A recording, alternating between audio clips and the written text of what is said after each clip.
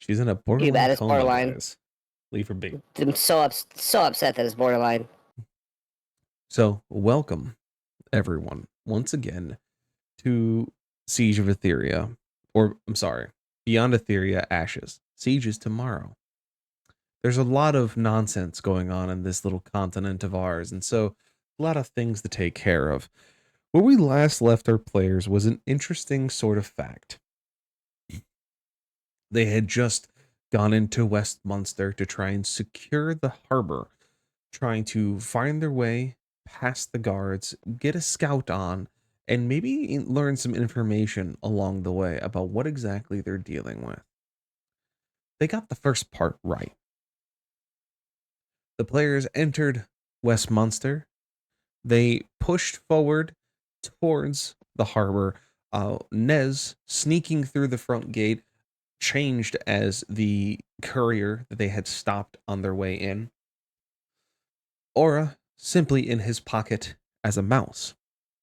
As passing through, he is forced to pass along the notes that he is bringing, as then pointed towards payment and the mess hall, where Nez sits down with a 8 foot long chicken leg and has a great time eating it. Aura, on the other hand, wild shaped as a mouse, runs towards the main castle in Westminster, finding herself skirting between guard legs and into the main foyer, where she simply launches herself into a bag being carried by the servant, the same satchel that is carrying the notes that they brought from the courier. She's brought into a command room where she comes face to face with a Hey, Morty, large how you doing? orc commander. What was that, Nez?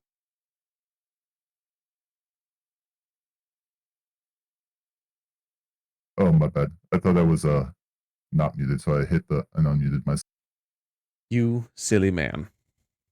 Anyway, Aura came face to face with a large orc commander who did not notice her as she scurried away into a corner of the room and listened.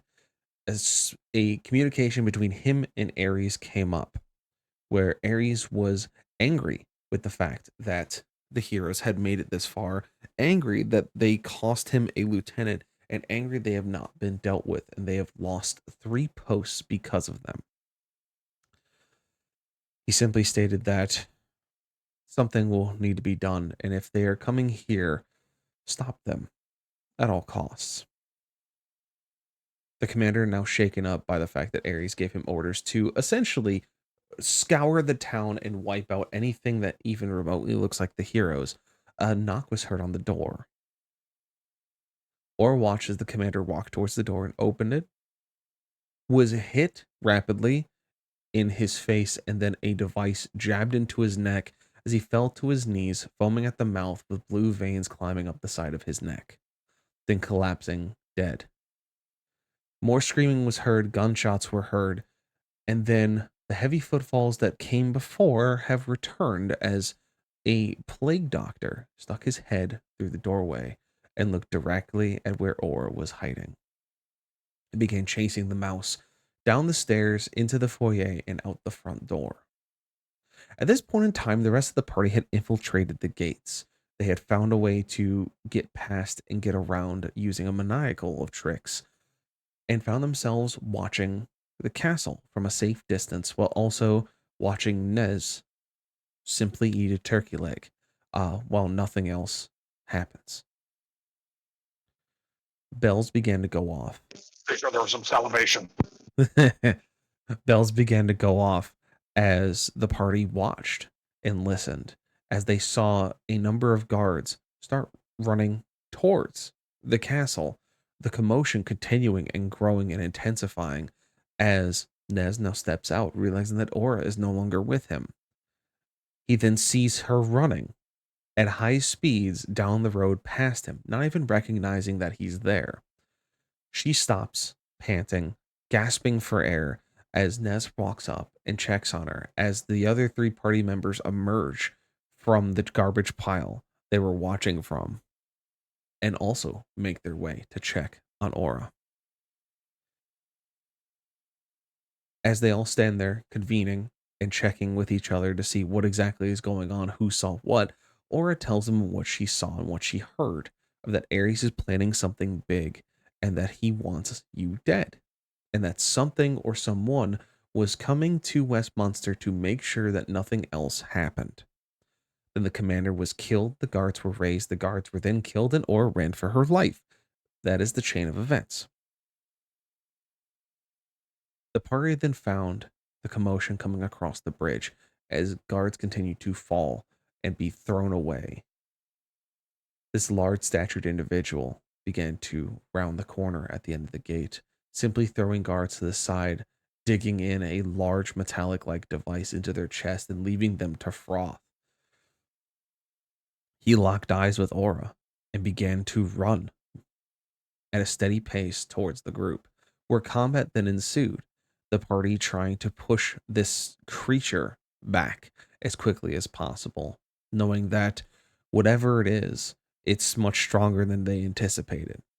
As it began giving an Okros a run for his money with its speed and strength, everyone kept trying to put something down to help, whether ranged attacks or otherwise.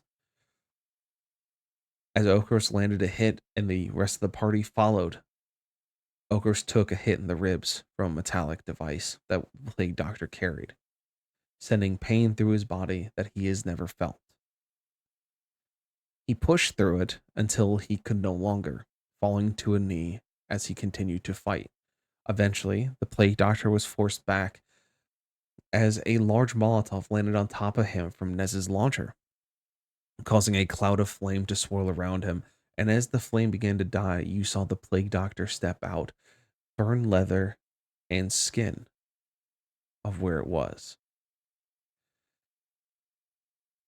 A large metal ball is dropped from his hand as a smoke cloud is enveloped by the flames into a massive swirl, and when everything finally fades out of view, he is gone, leaving just Okros, struggling to keep himself upright, sitting on the ground, starting to suffer from the same poison that Aura saw in person.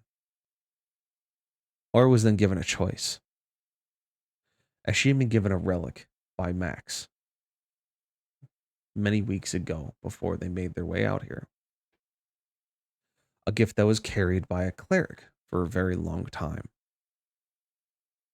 The words inscribed on it were equal exchange. My life for theirs so that others may live. Or spent a moment thinking, panicking, and thinking again before she finally stepped forward and laid the palm of her golden gauntlet on Okros's chest and let loose with all of her might to try and save him from the brink of death. All the gems on it began to fade, slight cracks seen, the galvanizing of the steel changing color as the energy went up Aura's arm and then back down into Okros, sealing the wound and seeming to push the poison directly out of his body. The foliage around their feet, the small plants that grew out of the cracks of the ground, seemed to wilt and die. Bugs that unearth themselves due to the motion and fear that's being pushed out simply crawl on the surface to roll onto their backs, their legs retracting to their abdomen as they also perished from the energies that were emanating from Aura. As she pushed everything she physically had to make sure that the poison would no longer affect her friend. Okros began to feel better. The poison leaving his body returning to its own uses, gained his bearings just in time to catch Aura before she fell. The party realizing that they're unwelcome here for the moment, that it is time best to retreat and recover, to regather your senses, your bearings, and come back with another plan to take the Far Harbor. And so that's what you did. You made your way out of the city amongst the chaos of people fleeing from the fires, from the chaos, from the ruckus of weapons and steel against steel. as you made into the carriage and you ran down the road as quickly as possible towards where you had first found the courier, and then pulling off into the woodline so that you can't be seen, where you waited with bated breath for hours to see if Aura was going to awaken. And that's where we start our session today. With our players that are with us is Aura, played by Jenna. Creed, that will be played by Blackburn. Nameless, that will be played by Rage. Nez, that will be played by Stealth. And of course, Okros, who will be played by Rexus. We now turn to the carriage, where the 5 of them sit, as Aura lays across one of the back benches, unconscious, but beginning to stir and awaken.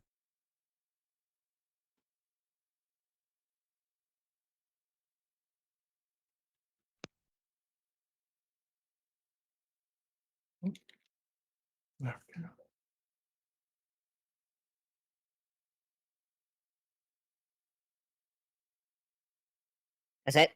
That's it. Discord mobile updated. I don't like it. I'm confused. So, sorry. It's very weird. Down to L.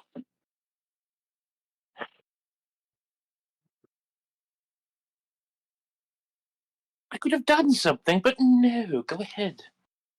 Use the quality of someone who's no longer with us. It's fine. It's fine.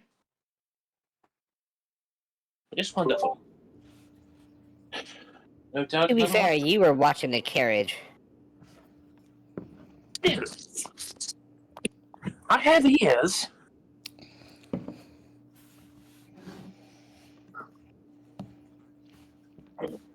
Okay, at this point, I just want to, like, smack her. Like, over and over Yeah. again to make her wake up. I assume Creed's assuming you're going to do something stupid to her. My unarmed strike does 0 damage, Creed. Calm down. I'd rather you not. It's one thing What to even- harass her when she's conscious and can respond. I do how she is not with us right now. Poor taste. Poor taste. She is sleeping, and I would like to wake her up. You could try shaking her arm. But this is funner. That's not a word. As Is that Rage what you're states, gonna gonna focus on? Is that's not a word? But if you're going to speak, you should speak properly. Use words that they're actual words. And verbs and nouns. Here's a verb. Slap her awake. you bop her much like a cat bops their owner in the morning when hungry. Not enough to do damage, but enough to be annoying, as you simply boop her in the middle of her forehead, and you see her eyes pop open.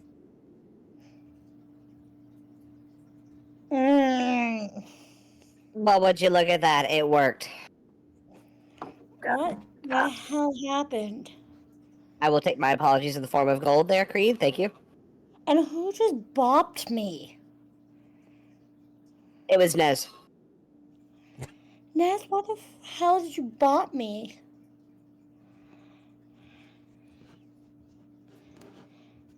Oh, silent treatment. Okay. I don't have time to bop you. My head hurts. I'm going back to Nappy Land. I mean, you are dying, so it makes sense. We don't talk about that. I did what I had to do.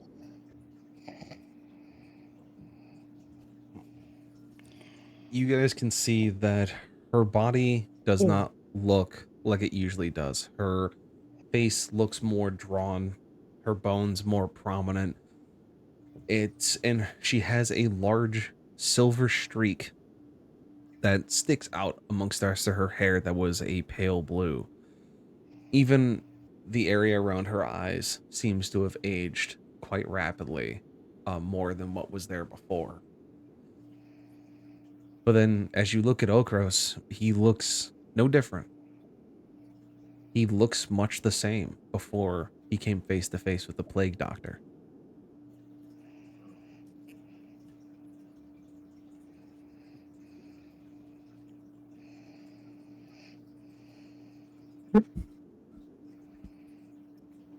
Could you just be thankful you were shit. Could you just be thankful you were babysitting the buggy, because this hurts. First time. Mm-hmm. Sucks doing what's right, you know? Oh, trust me, I am aware. Laura's gonna turn around and face the back seat of the carriage because she wants to go back to Night Land.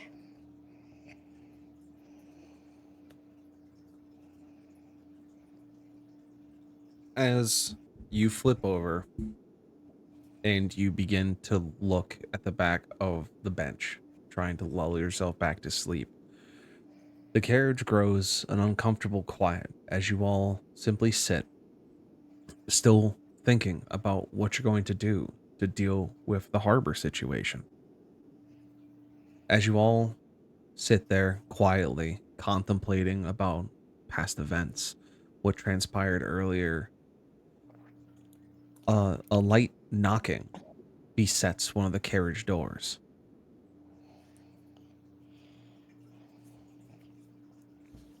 Bree's gonna open a door. It's rude to or it's impolite to ignore the knock. We don't want any Girl Scout cookies. You open the door. I swear to You God, he opens his door and it's the plague Yeah. doctor. I'm gonna throw hands. Oh, whoops, I was muted on Discord. you I open almost the said the same door. thing Blackburn did. You open the door to see a short, hunched man with a large cane, with a cloak with the hood drawn up, as it is quite cold outside. Hi, Mrs. Rage. Burn, this Hello, is where you Mrs. come in. Saab. What time of day is it? So I have to be polite when I Early greet this morning. man. Good morning, sir. How can I help you? To be clear, it is a moist morning for Mrs. Rage. Oh, Oh my. Yes. He looks to Oh, he you. got the assignment. He looks to you and goes, it is quite a morning. I saw your carriage pulled on the side of the road and came to see if everyone was okay. More or less. Very good. I found this near one of the trees. I imagined it will be of use to you, as you seem to be an adventuring sort. It has a name tag on it. Do you happen to know a creed? I might know of one. Is he an adventurer? Do you know where he is, so I can bring this to him, or could you? But I Hey, off the suppose carriage. He's right in front of you. it was rude of me. Watch Commander Creed of Leandros of Ravenhill. Oh, well then I imagine, as I've not run into many other creeds, I imagine this is for you. And with a shaking old man hand, he hands you this large brass lantern. Thank you very much. Well, out of character, just shit. Would we be scared, Blackburn? Well, you, you maybe. I should be. Me specifically? Or us Everyone as a really? whole? Okay, I was like, fucking what now? Also, I'm sorry, Mr. DM, but all I could think of is like scotch tape with like a 4-year-old's handwriting on it for Creed, and he's like, it has a name tag. I'm like, yeah. It's a paper tag that's tied to it. It's not like scotch tape and a piece of paper. It's decent. I apologize that I appear to have sort of inconvenienced you, but I cannot offer much. And then he'll like dig around and in his bag, hand over some rations. I apologize. It's not much. I'm not exactly what you might call wealthy, but I was always told that if you're given a gift, it's only polite to return the favor. He I would like to nods yell from the slowly. carriage again. Uh-huh. Did you tell us you were rich? Yeah. The old man, without raising his head, goes, I simply wanted to make sure that no one was hurt. Carriages derelict are a terrible omen. But I'm also happy I found the recipient of this lantern. That is all I was looking for. I appreciate the rations. I have quite a journey ahead of me. At The this point- pilgrimage to Ravenholm is treacherous. At this point, Aura's given up on trying to sleep, and she's like sat up, slumped against the bench. Very good. It is quite a journey, but shit, out of character. What was the town we just came from? Sorry, Westminster, like the cheese. Westminster. Yes. If you would make a diversion to Westminster, Leandros, the War Master of Ravenholm, is there. More than likely, he'll be able to find someone to escort you to make sure you'll stay safe in your pilgrimage. Oh, you mean the town that you're from, or the town you just came from that has the harbor? Oh no, we're where Leandros is. Oh, that's I'm New attempting Haven. to- New Haven. New Haven, sorry. So yeah, I told him New Haven. I'm attempting to Okay. be polite to this nice old man who's making a pilgrimage across like half a continent. Yeah. Who's very When I was like, why are you gonna suspicious. send him back to Westminster? No, it's he nods and no, goes, sorry. I've heard of New Haven. It seems to be a place of where refugees go. If the War Master is there, then it seems that it must be a good place to rest my bones before I go and look upon where I once served with great diligence. To be young again, but thank you, young man. I appreciate what you've done and what you've done for these people. I've heard tales of the Paladin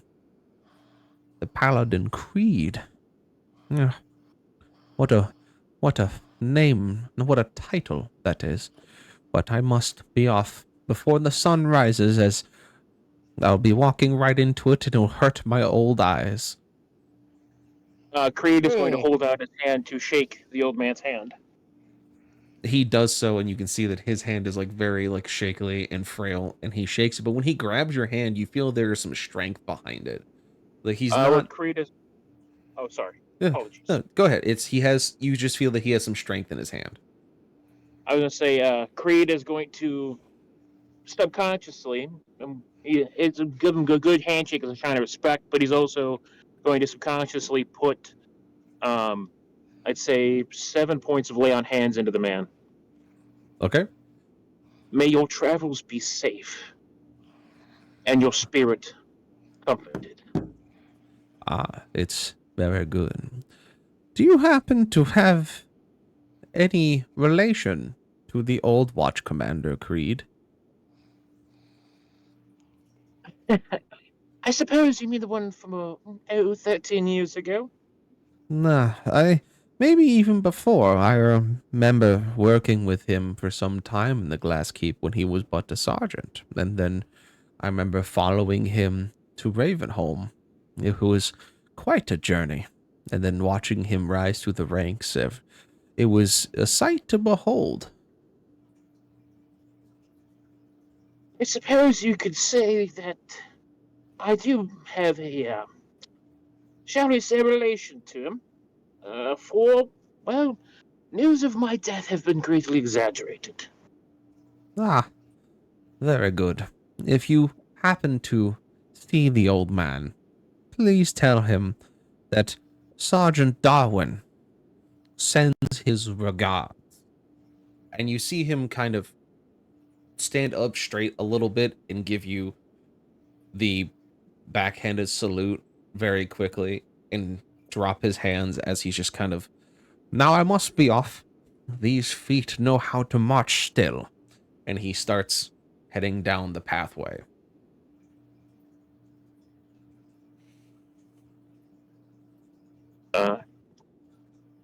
Creed's going to step out of the carriage and watch the man until he's out of sight to make sure he's safe. He is. It takes him a bit, of course, to make it out of sight, but he is out of sight. And Creed's going to stand up just a little bit straighter and then get back in the carriage and close the door. You do, as you remember faintly a Sergeant Darwin that served with you both at the Glass Keep and Ravenholm. That before the passing of High Charity, he was one of the troop commanders that landed with you during that assault.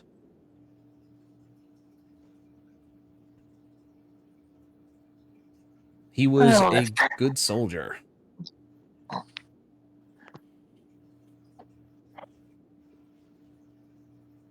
That was nice. Old, but nice. And he's just kind of like offhandedly look at the lantern. Shall we meet again? The hell is that thing? That's a long story. Is this another one of your omens, Creed? I mean, would you like the truth or would you like something to make you feel better? I would like to feel better. I'm already half dead. I don't want to be full dead. It's not a problem.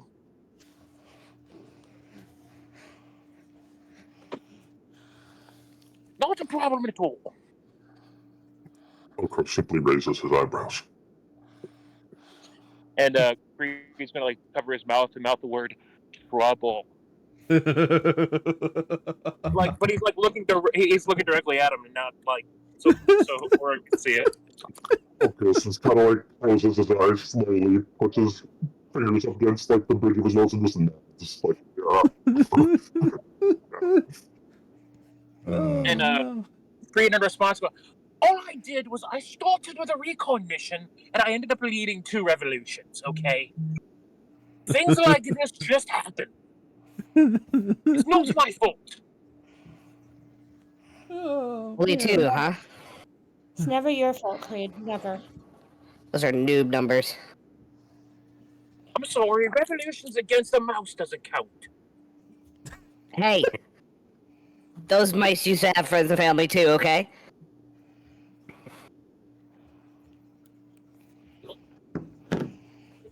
yes, I delete this mouse. Bad what? Are we really fighting over a mouse war? Yes, that is what's happening. No, this is Aura speaking. Mm. Are you gentlemen really fighting over a mouse war right now? We got bigger problems here. That's fine. Listen. All of you on. I'm sorry, Creed, go ahead. Oh, he muted. Oh, I need you to repeat that. I was talking over you on accident. I said the cat's just mad he lost the battle of the ball of yarn. No, I am mad that she had the audacity to change into a mouse, and I didn't get to play with it. Are you talking about me right now? I know you ain't talking about me right now, Nameless. I was gonna bring it back as a present to Yuri, but then she had to change back into Aura. It's just not fair. I think I got my You even comeuppance. have the butt wiggle and everything going. It's not fair. It's not fair. I think I got my comeuppance on you cat people's behalf here, don't you think? I don't know what the hell's going on with me. What did you just say? Said I think I got my comeuppance on you cat people's behalf. What? Did I not? No. You should stop right there. What do you mean, cat people? Are you God not damn a cat? it. Gross. Do you hear this bitch? Are you not a feline variety, Nameless? That is for me to know and you to find out. You look like a cat. If it looks like a cat, acts like a cat based on your attitude, and meows like a cat, you're probably a cat. And you were a mouse. You're right. And I can be a bird, I can be a bat, and I can be half dead. What's your point? I'll be honest, I don't get the point anymore. I just know she said cat people and I'm pissed off about it. I'm mad and I don't know why. Oh, I know why I'm mad. I just don't know what I'm arguing about at this point. Good. Mission accomplished. I'm Yeah, half Creed. dead. So you're sitting in front of a delirious aura and the rest of your group as you simply hold this brass lantern in your hands. It's a significant size with metal loops at the top of the handle That's what she wishes. and brass hinges along the outside to open the glass panels to either pour an oil or light the wick. Usually when you pour oil on it, lights the wick for you.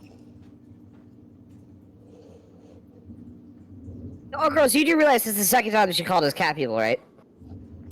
Oh, yeah. The second time I've called you cat people. I don't think I've called Okos a cat person prior to this, thank you. But you admit that you called him it during this. 'Cause he's a lion! A lion is a cat! Meow, meow, roar, roar, roar! Sorry, can you hear me? Gross. Yeah. Well, they're bickering back and forth. Creed's going to inspect the lantern. You see that it has fuel in it of some kind, and that the wick is there and is able to be lit. Otherwise, it seems very familiar. It's just honestly more interested in the lantern at this point, so he just kind of stands beside Creed and views at the lantern. No, girls, I'm not done with you yet. If she calls me a cat one more time, I'm gonna shoot her. Are you not a I'm cat? afraid I will have to stop. I'm gonna shoot her. You forget I owe her a life debt now. Nameless, if you're not a cat, what are you? I point the barrel in between her eyes. Do it. I'm already halfway there. You don't want to tempt me. He sighs and places himself in between them. The barrel's placed on her forehead. How can you slide in between us? He has high enough strength that he My way just between. doesn't. He no clips in between the two of you and imposes a T pose. Oh, His God. dominance. Oh god, he's T-posing! Before he does, before I'm Okos staring. before Okos does this, Aura wants to yawn and like pat her mouth with her hand just to show she's bored. Okay. You do so. And as Okro stands in the middle, you guys see that Creed is fiddling with the lantern as he inspects it.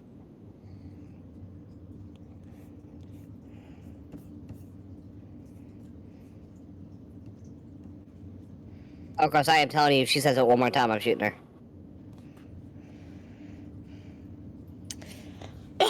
Sorry, I was coughing. Sorry, I was I coughing. suppose that was simply me and my life that will be paid because I will stop you. You won't even know it's coming. Sorry, Nameless. I was coughing up a hairball. What'd you say? Just be sitting there talking to Nez, and then bam, she's gone. Just gone.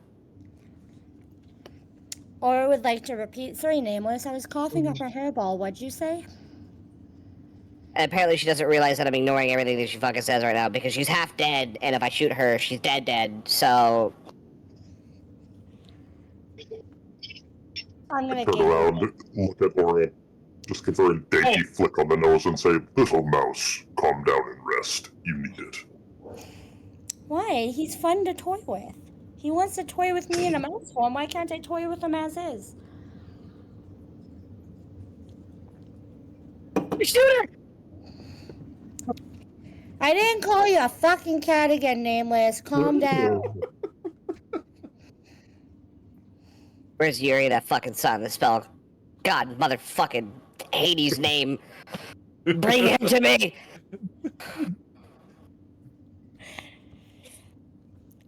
Begruntled and frustrated, Nameless sits on the bench, wondering where the fuck Yuri is. As you now see both Nez and Creed inspecting the lantern. And it seems that everything of the lantern works to what you can tell, and that all it needs is a little bit of light.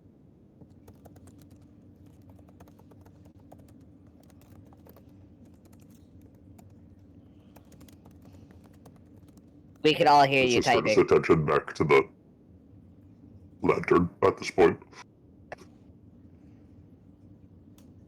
Yeah, you don't see anything odd about it. It just seems to be made out of an odd material, as it is a brass lantern. Most of them are made out of wrought iron or steel at this point. Even the glass seems to be of an odd composition. But it seems the Is only thing left is to light it. this a symbol of your order or something, Creed?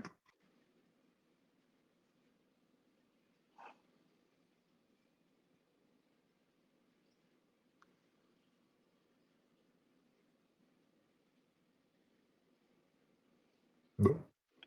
Hello? Blackburn? Creed, return from the void! Sorry, I was I just- talking before. Oh, Oh, what I missed, apologies. Basically, he's asking you if the lantern is like a symbol of your order. It's not. It's... Oh, what is the word used? Butterfly, so there was a metaphysical manifestation of an unexplainable concept.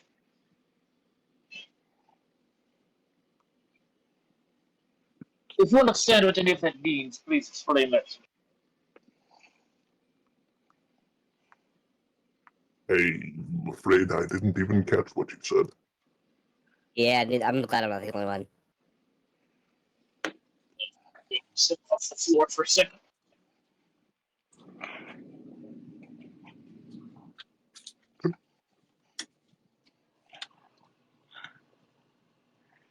Alright, I don't know.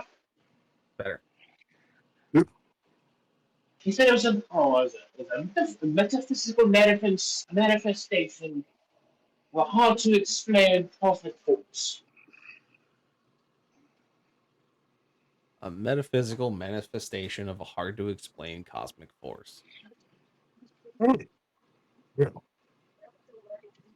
This happened to be the force that made the weird snake symbol on the hands? Yeah, boy.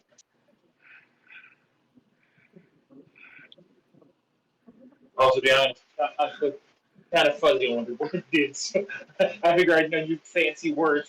We just like, I don't know. Sometimes it lit up, and we had problems, and sometimes it lit up and we didn't. So, Alright. Basically, from what Kree can tell you of his experience with the lantern previously, is that it seemed to be something that tethered them to what they were doing.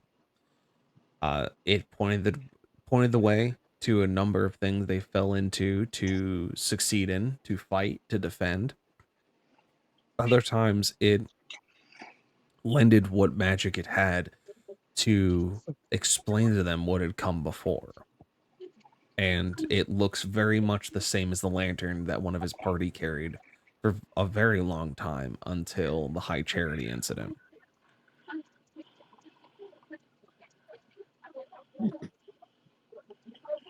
Look, all I ask is if you're gonna light that lantern, can you do it away from Aura? The last thing I need is his carriage smell like burnt fish. I'm too funny, Nameless.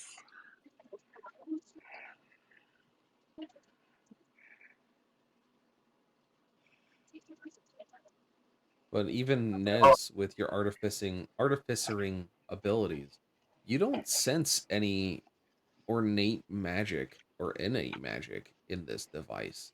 It seems to you to look like just a regular lantern, which leaves you confused, especially based on what stories Creed was speaking of.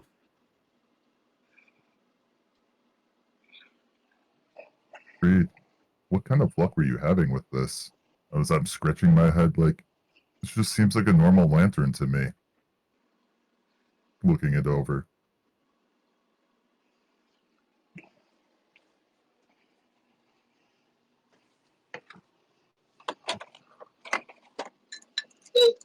One thing that is brought to your attention is that in the stories that Creed tells you about the lantern, is that it is always lit.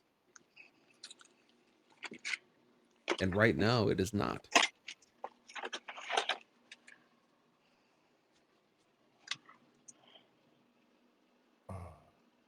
Kind of want to light the lantern as long as Creed's good with that. Unless he doesn't want to light it right now.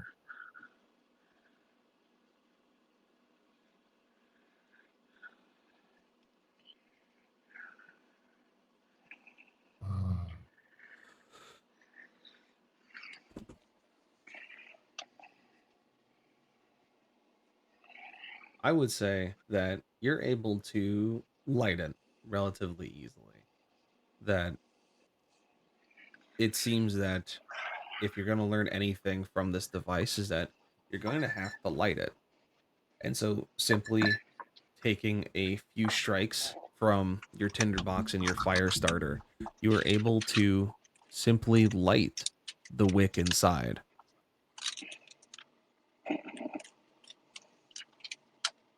And as you do, the lantern burns to life, bursting with color. Though the color of the flame does not look normal. Normal flames with normal oil burning wicks are usually burning a bright yellow, a bright orange. The flame in this one is a bright green, Ooh. and it seems to fill the carriage with an eerie glow.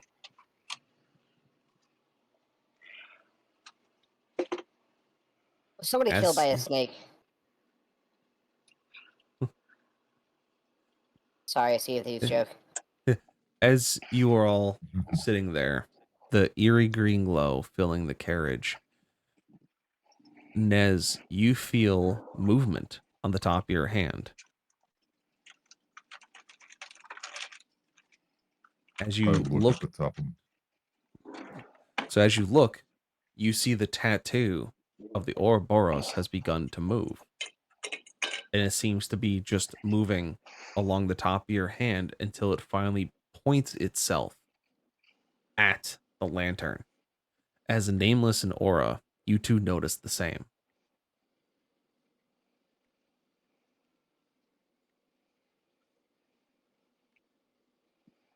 It seems What incredibly painful. now? What now? Why?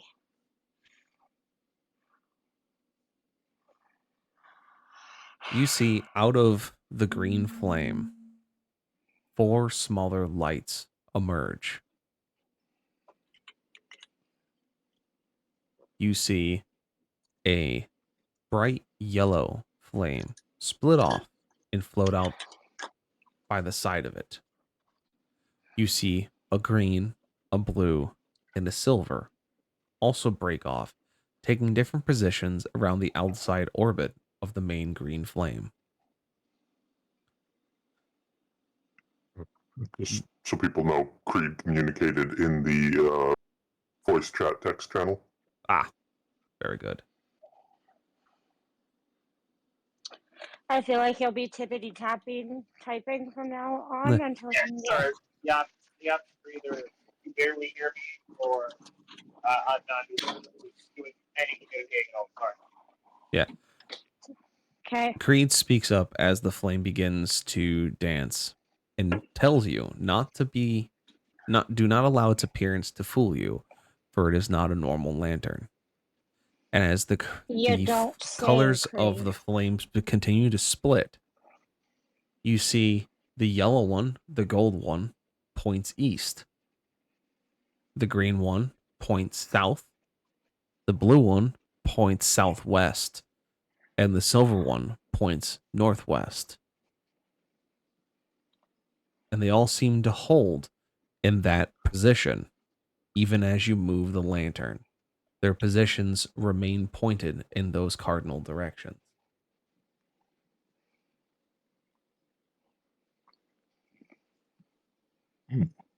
So I think I know what this is, but would my character figure this out? Or would I mean, my character know? you can take a guess, sure. This almost feels like a guiding way to the waypoints of the stones Well, that we were I was supposed gonna to say the find. stones.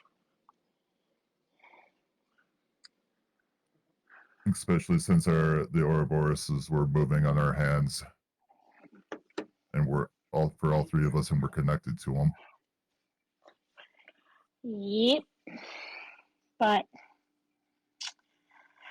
what do we do from here? Do we go to the closest stone, or do we try and secure Westminster again? You Now that know, all as hell a has group, broken loose. well, you know, as a group, that the stones are on the other regions, and you can't get to them until the harbor is secure to start with.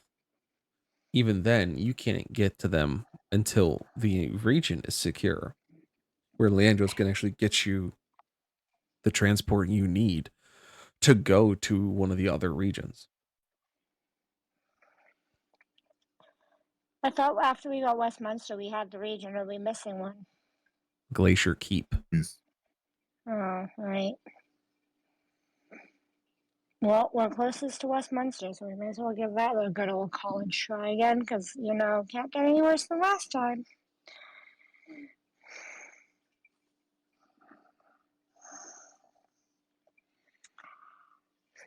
So the Any, lantern any pointing thoughts? in the direction of the waystones you were looking for. You feel that now you have an actual guide to find the temples and to complete the challenges we're in. But the question still sits of where did this lantern come from? Why was it brought to you? Why did it just simply fall into your lap? This sketchy old man. Wasn't even that of a sketchy old man. He was just an old man. Who wouldn't look at Creed? I mean, he did, and he saluted Creed even. Oh, I must have been AFK for that. You were trying to go to sleep. No, I mean me as a human being to have heard that. So that. Probably. Yeah. But yes. So, the man did look to Creed and salute him before leaving. In that the lantern now in your possession, you now have the ability to seek out these other waystones and continue making your way into some direction or another. Now, the big question is that you need to find your way into and secure Westminster. And since you just got out of that cluster storm, becomes the question of how are you going to do it? What'd you say the colors of the flames are? You have a bright green one in the center. You have a dark green one pointing south, a blue one southwest, a gray one northwest, and a gold one east.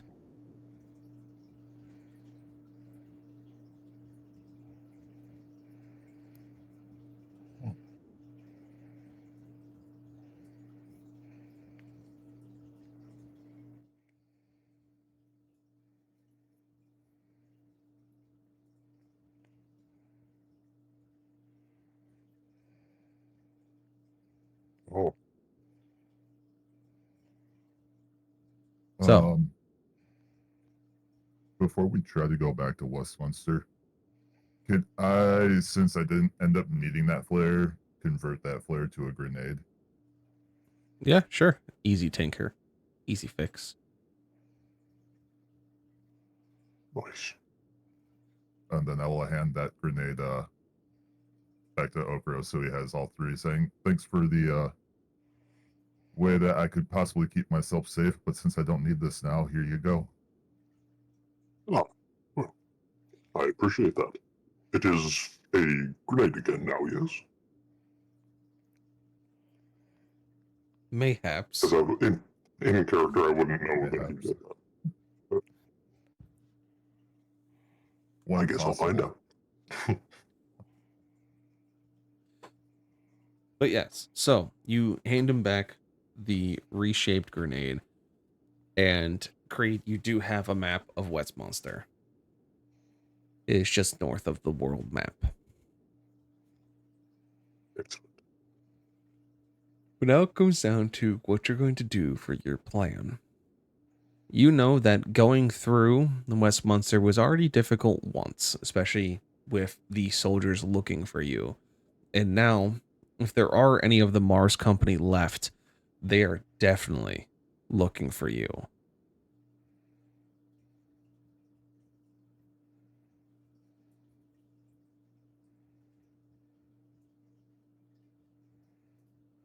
So you need to, essentially, from what objective Leandros gave you, is that you need to find a way to secure both the rat docks and the ash docks.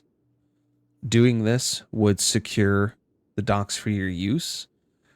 Leandros has not given you any kind of information on how else you are to do it, whether it is to simply usurp command, take over through any means necessary, to cause a guerrilla campaign. He essentially just needs you to secure the docks, as the military force is small at this point in time, as you are still considered the resistance. You don't have the pull necessary like a full military. But as you saw with some of the people, is that they lack direction, and that much like in Thurble, if you happen to give them the right direction, maybe you can put them in the position to help you out. But the question still remains on how you would like to tackle the situation at hand.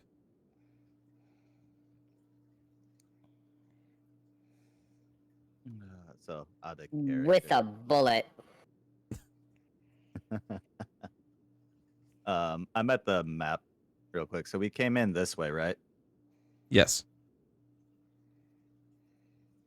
And the gates were just, the checkpoint was like right at the gate, like right there that we Yep. had to get through.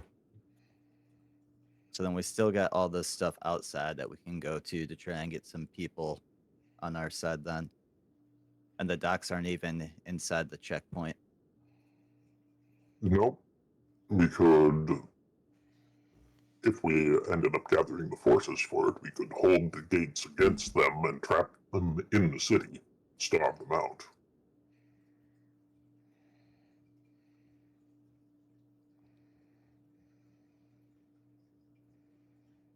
That, and it would probably also be maybe easy to get the people outside of the walls to join sides with us, possibly. Indeed. So,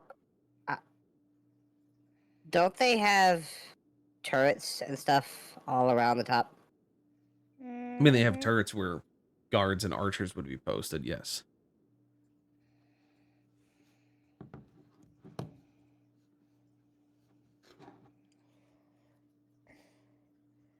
We gotta remember, even though there's a bird bitch on the loose, we're still public enemy number one. They are currently without a commander now, though, are they not? Unless they have that next man up mentality. They are indeed Depends without on how many of them are left after the slaughter. I watched watched the man die, so I would say they are definitely without command.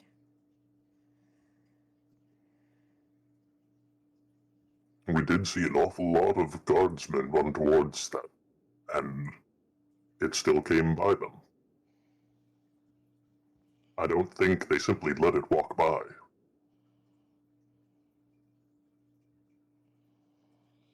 But the bird bitch also killed a lot of them. That is what I am saying, yes.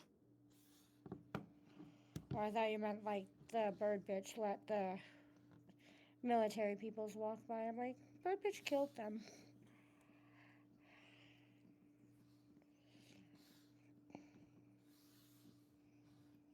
Question: why are you calling it bird bitch?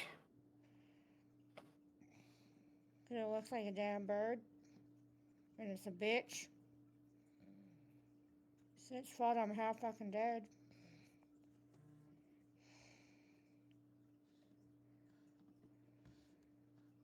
Hmm. Do you have a problem with me calling it a bird bitch, Nameless? This is out of character. She's angry with the plague doctor. That's why she's calling it that. Because it I said mean, I got that the he bitch had a part. I sickness. didn't get the bird part. Because he's got the plague doctor mask. Birdbeak. Oh, okay. Like a toucan? Is that what we're? Is that where you're going with it? Yes. Okay. Who can play at that? Oh, fuck.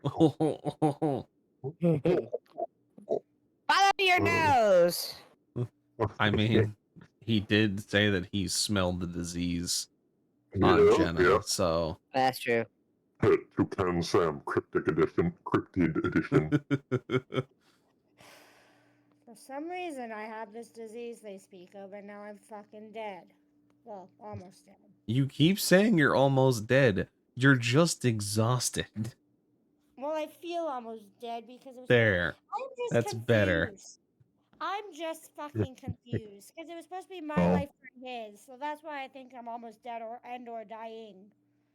I He's could got the make you gotta herpes. undead. Got the gotta herpes syphilis.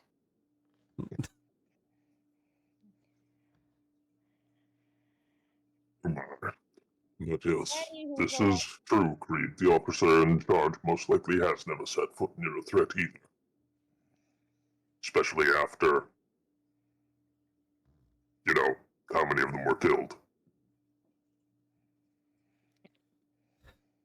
Yes, it's Creed does bring up the point of that the officer most likely in charge has never been near combat. And you could use that to your advantage. And so that's what it comes down to, is that you need to secure a part of the harbor. You don't know if there's any kind of reinforcements coming or if it's just you. But if you have one part of it, you could potentially push back and at least cause a ruckus or cause a problem. You've all brought up very good points of the military is weaker because of the plague doctor. The chaos has ensued because people know you're around, and because you have such legends behind you, and that you are public enemies number 1 through 5, that you carry a little bit of weight on that end as well. So it probably wouldn't be much of a stretch to say that if you were to follow through on something along the lines of like psychological warfare, that you would probably be able to do something about it because the military's weakened and the hearts and minds are something that you can work with. How about just warfare? That is also an option you can do. I like that option. You always like that option.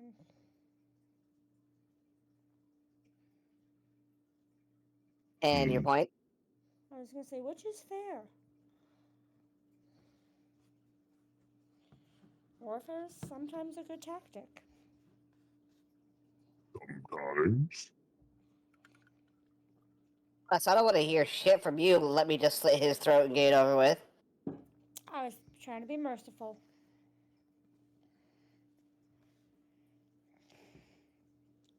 Fucking Christ. Wasn't warfare. I was trying to be merciful. And then y'all inform me that that's not a merciful way to kill. The worst way possible. I did Just not know cut your this. balls off and dip them in acid while you're at it. I did not know this. I thought it would be a quick and painless way to die. No, now if you want a quick and painless way to die, it's base of the skull. What? Or cyanide. Ask Okros. That was not painless. Yeah, the movie's making it look not that bad.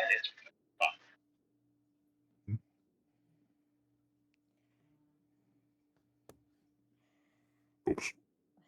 I was informed that you cannot slit throats and expect them to not be in pain.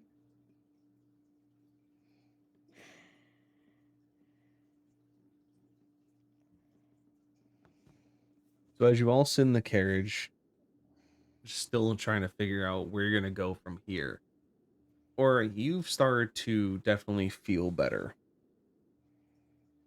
You don't know why, but you're starting to see the gems light back up on your gauntlet slowly. Oh. The lights in them slowly coming back, starting with the smaller ones in the knuckles and then going to the larger one in the top of the hand.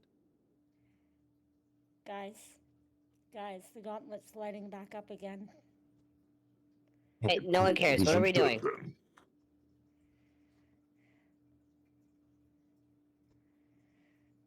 Are we guns blazing, or are we like being stealthy?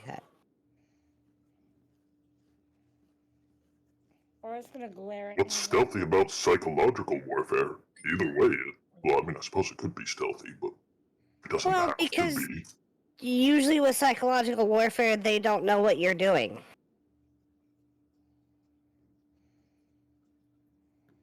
Usually with regular. Shock and awe is also psychological warfare. Or it's gonna mumble under her breath. It's usually not regular because they don't know what you're doing. It's a Or shock it's to them. Or it's gonna mumble under her breath towards Nameless. Yeah, usually with regular warfare, you don't know what you're doing. Neither do you. And it was Is under my not breath. Nobody crushing heard it. moral psychological Okay, if it was under warfare? your breath and nobody heard it, why? I mean, I don't understand why you have to announce it. Because ground flavor for listeners. I mean, I guess. Anyhow, I mean, shock and awe. I like shock and awe.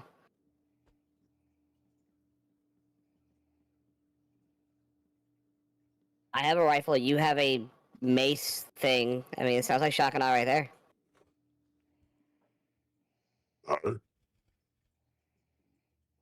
What does Creed think? What does Creed want to do?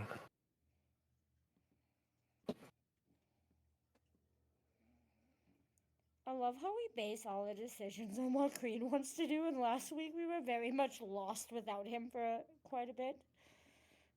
I mean, I was lost in the continental United States, so He was lost in the ether that is the U.S. air flight system.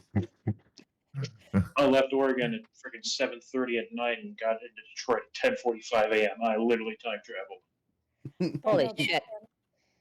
Yeah. Okay, So- we're in the USA thing, but not fun.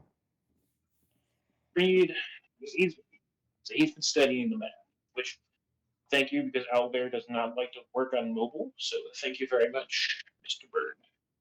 Yeah. Which Sure. which part of the town are we outside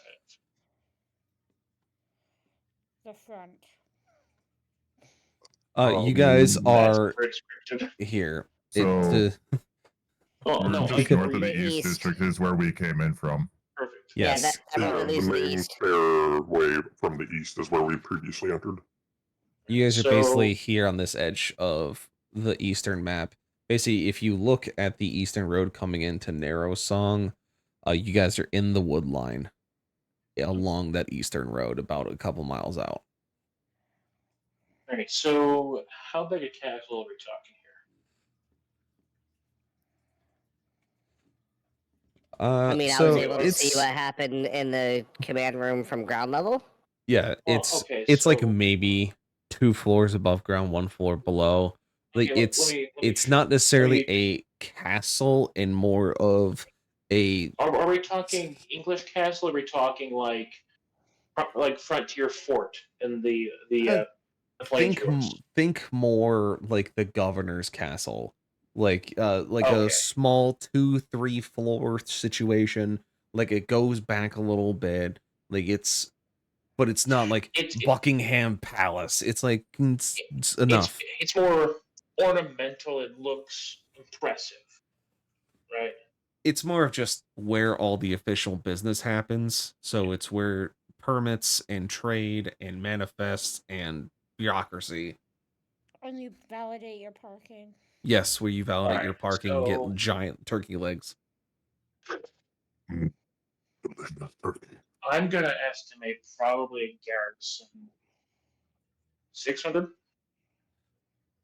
It's roughly going to have a garrison in the castle itself about 200 because again, it's more of a commercial building because this is a Well, harbor. I'm thinking total garrison.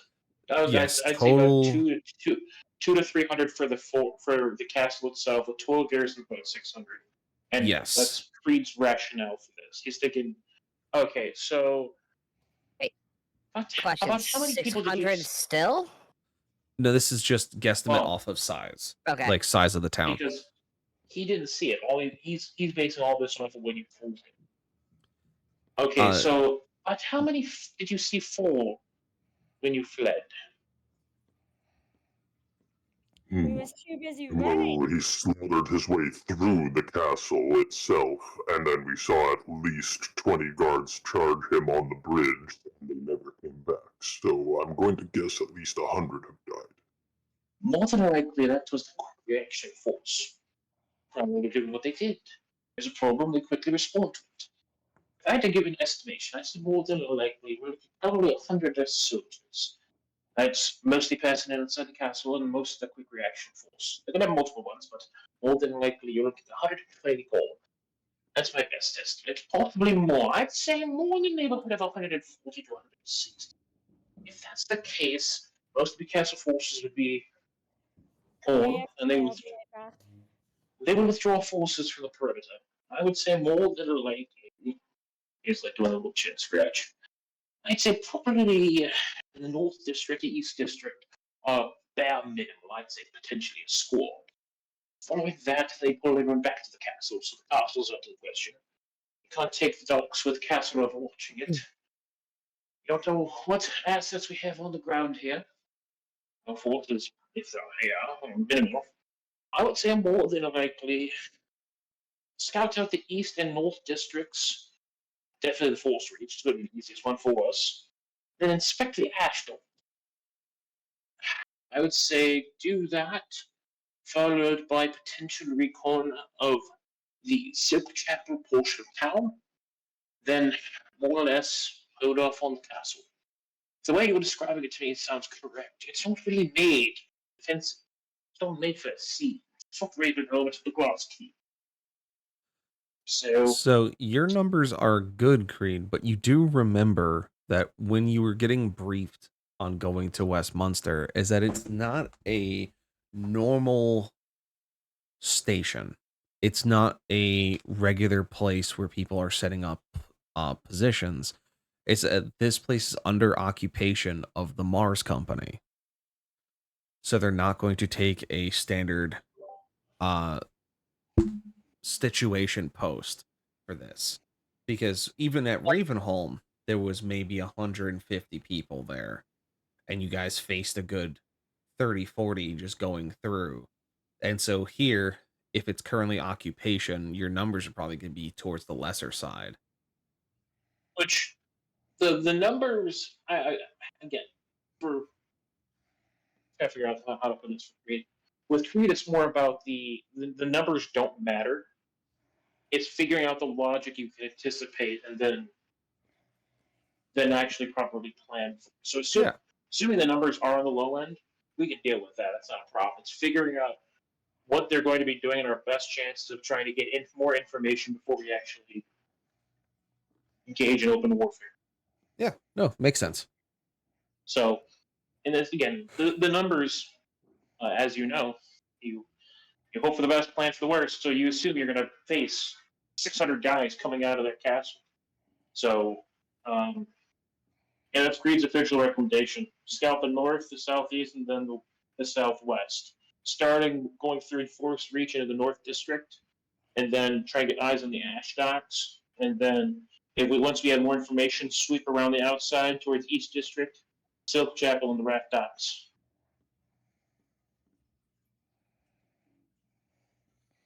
So he would relay all that as well as his reason with all the fancy soldier terms. So Yeah, that.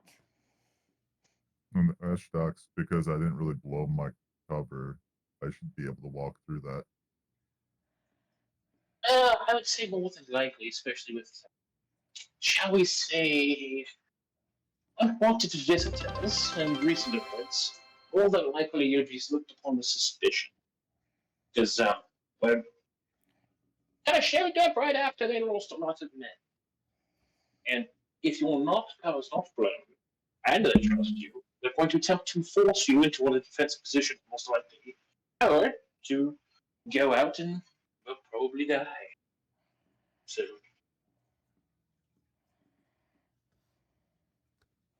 Well, I also love while ideas Creed Diego lays into them. those, yes, lays those sweet numbers on Nez, Carson, thank you for the 69 bits, and of course, devour the unworthy. Is quite correct, quite good.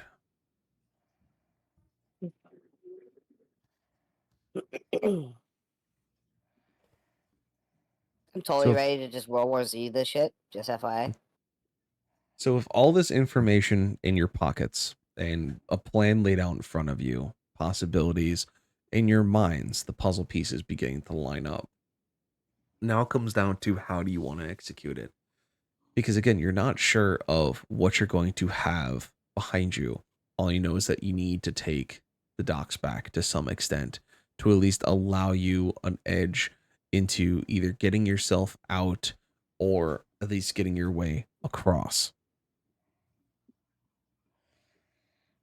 Now, you haven't been able to talk with Leandros for some time since you left, and you're not sure of the situation outside of what you're currently dealing with. So, now that you have Creed's briefing and basically a good explanation of what exactly you're going to be running into, how do you want to do it?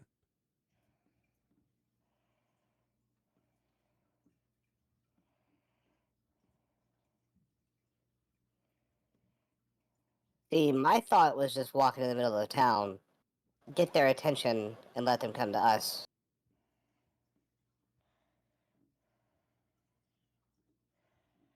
Does that usually work for you? I'm still here, aren't I? Fair enough.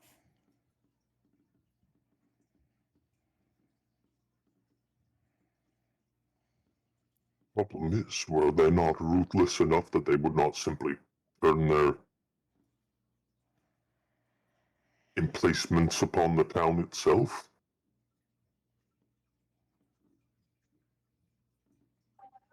Anything's entirely possible. I don't even think anyone's probably left in the town. Grace is going to shrug.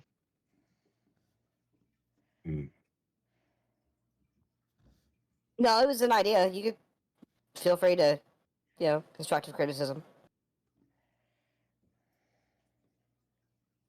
I mean, I do enjoy the thought of the enemies just running into my maze, but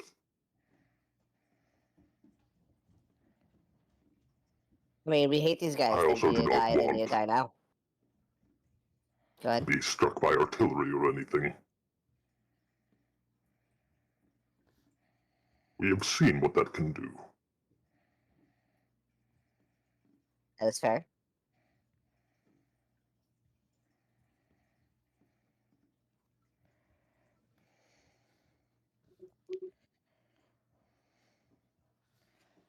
Well, Stabby Birdman's gone, far as we know.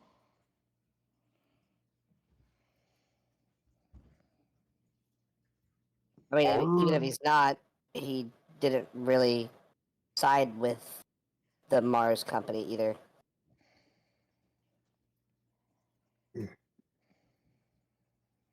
Indeed.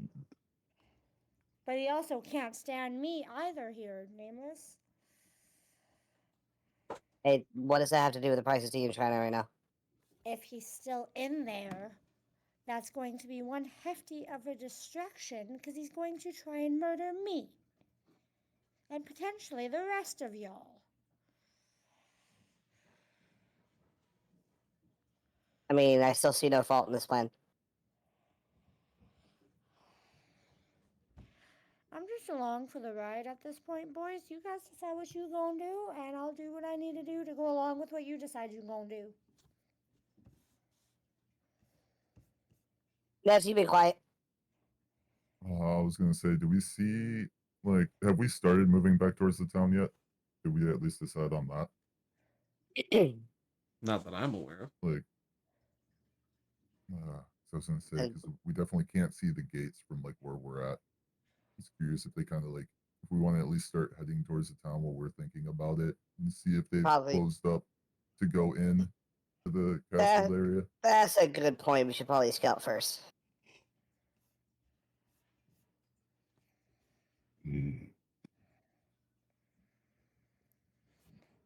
Agreed. So seeming like it is all in agreement, you begin to pull the carriage out of the wood line as the lantern hooks to Creed's belt, and you all kind of continue to discuss plans as you go. You get to the same point of where you were before, the same patch of trees you parked the carriage, where you went and did your reconnaissance and your infiltration. As you sit there, you look towards the gate, and it doesn't take long for you to see that something is different about the gate. There doesn't seem to be as many individuals guarding. There seems to be a couple, but it seems that they're more checking papers as people are leaving. And that you can see that there are wagons and carriages and people with large bags all at the gate, uh, giving papers to these two guards in two different queues and then rolling out down the road towards Thurble, or at least in a generalized direction.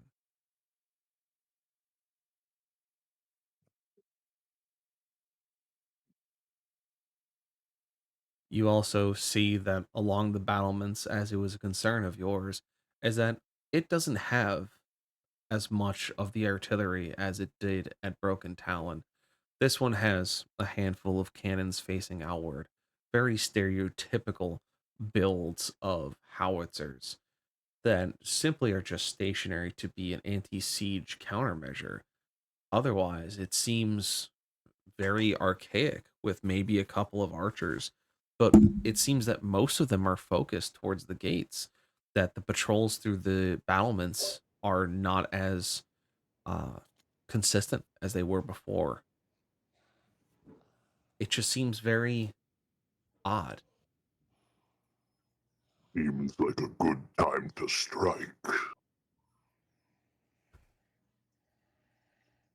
Yeah, I think if we can get us somehow get in the middle of that town, center of the town, cause some trouble, we might be able to bring them all to us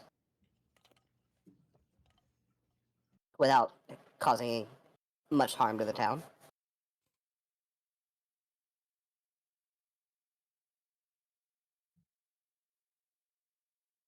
Plus, as Creed mentioned, with whoever's in charge, probably not seeing much combat, probably just going to signal to charge. You do notice one thing, Nameless, as you having the best eyesight due to the goggles you carry. You look towards the East District and Forest Reach to see what's going on with those. Being outside the walls, they tend to have less loyalty to the town they live in. It has a lot of merchant shops or inns and taverns to hail to travelers who are simply stopping through and don't wish to go into the city itself.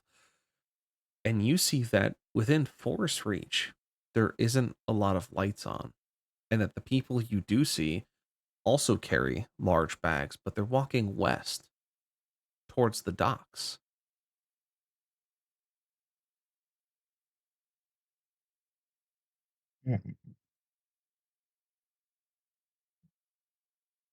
Looks like they may be leaving by land and by sea.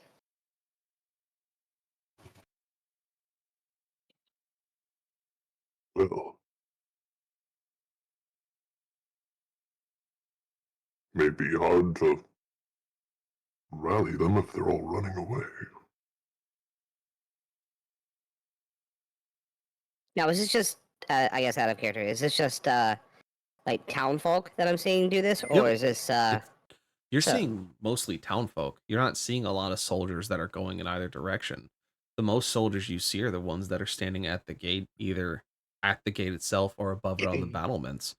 Otherwise, you're just seeing civilians either leaving the city by roads or leaving the smaller outcrops and seem to be moving west towards the docks.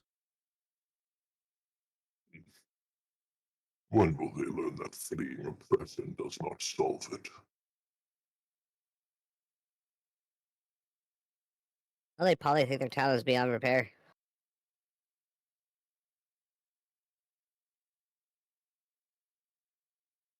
I don't think there'd be much harm to people in general if we were to attack them from inside. But that's just my opinion.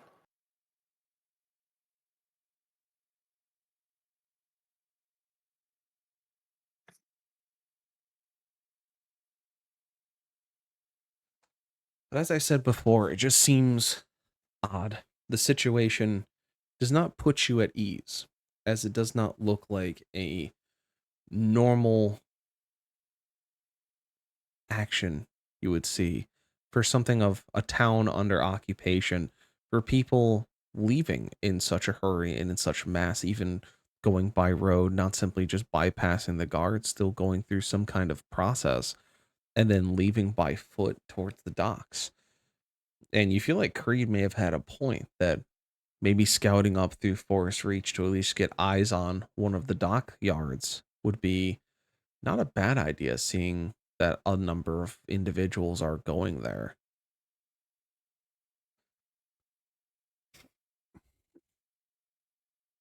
Going through the gate on the east side looks rather difficult, as with all the people leaving and the guards checking papers, it doesn't leave a lot of room for you to sneak past again.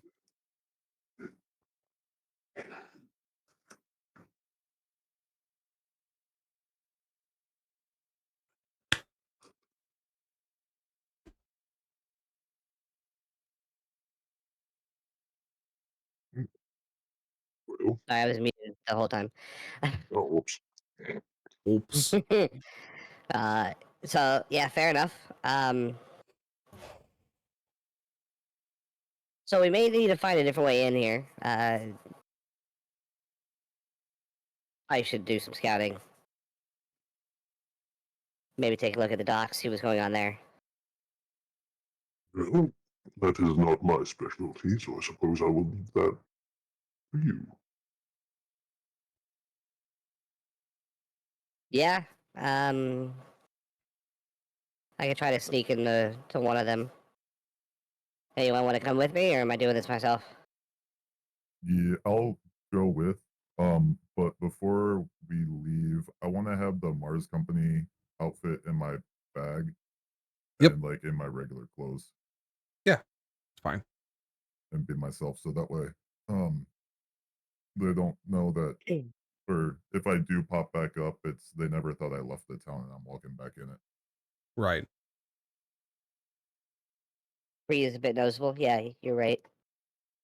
Just the smidge. Just the tiniest smidge. Okay, how long? I Which? don't exactly blend in either. Yeah, what should we look at first, Ash or Rat?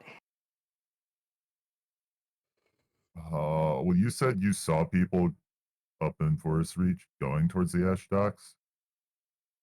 They were going towards Rat Or the- Docks, so they were No, going they from were East going District. west. So East Oh. District was going from west. Forest Reach. Okay, Forest yeah, Reach yeah, was yeah. also going west. Sorry, you said Forest Reach. I wasn't looking at the name. I thought you meant like Forest Reach, like in the forest. Like yeah, The The forest Reachers who line. live in the forest. yeah, that Those one. bastards.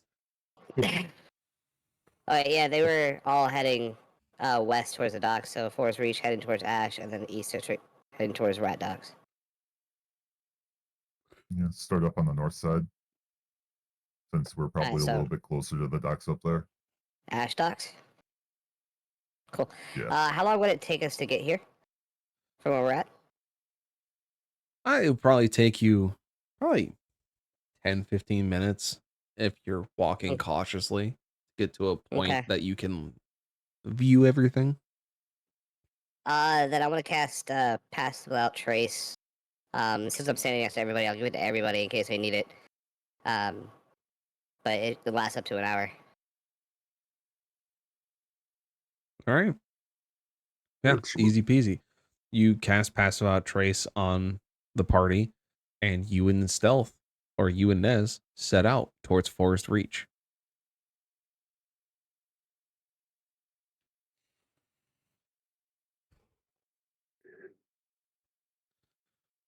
Yeah, I want to be wearing my cloak too, like hood up Yep. and everything. Just okay, perfect.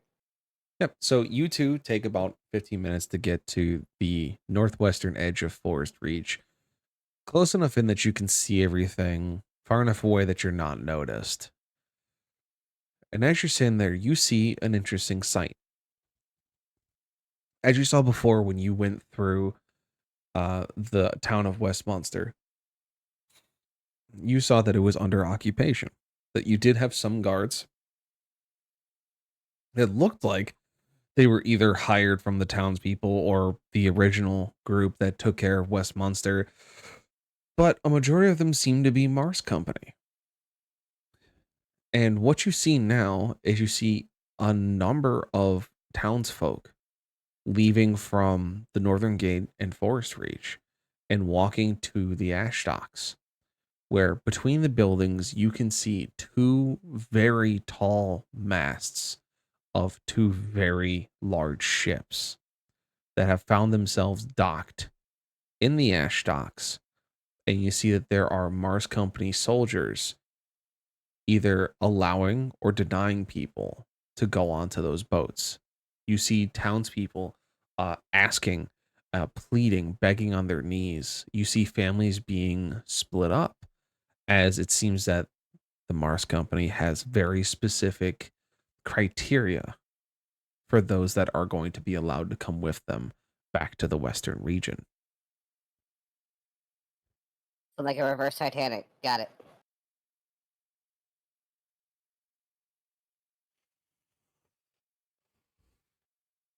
Well, Nez, what do you make of this? Looks like they're only letting certain people on the ships. It seems like they want, yeah, only people that they could probably recruit in, maybe.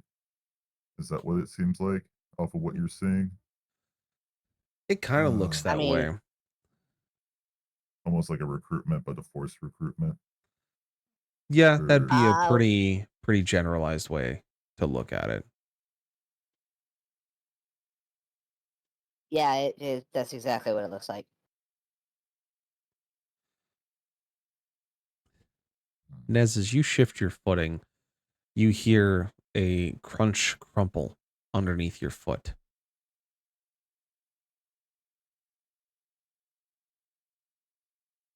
I will look at what I stepped on.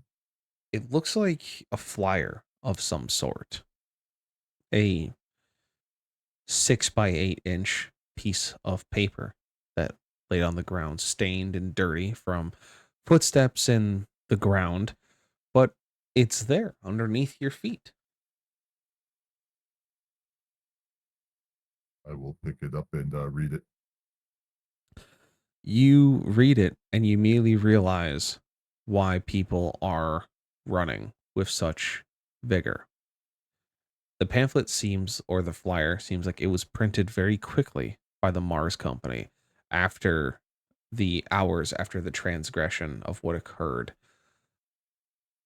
It simply states that the Mars Company was attacked by terrorists. Their commander was killed, and they are going to be leaving Westminster to its own devices. and essentially a fear campaign, pasting Leandros as someone who eats young children and wives like a monster, and is saying that his army of rebels, of mutilators and butchers, are coming for Westminster. And if you don't wish to be among the group that are killed by this group of people, that you need to flee. And you are not to speak to anyone who carries those colors or any of the 5 people that are listed on the public enemy list. And so this, much like very old World War II propaganda, is that this is essentially painting the resistance in a very poor light, that it's causing these people to become afraid and run for any sort of rescue they can get their hands on, which seems to be these boats. And if you have enough money, the carriages you can pack up and simply leave town as quickly as possible.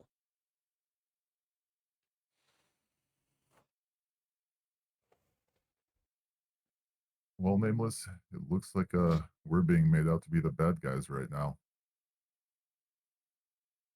Oh, so monsters are we? I guess. Huh. Well, at least the people going towards Thurible will find out that this is fake news, but the people hopping on these boats are not going to know that. No, they're not. Although, feeling pretty inclined to give them what they want, or give them what they think. Only the Mars Company, though. I don't want to kill civilians. Only the Mars, yeah. I think we might have gotten what we wanted out of this little recon to go back to the guys now.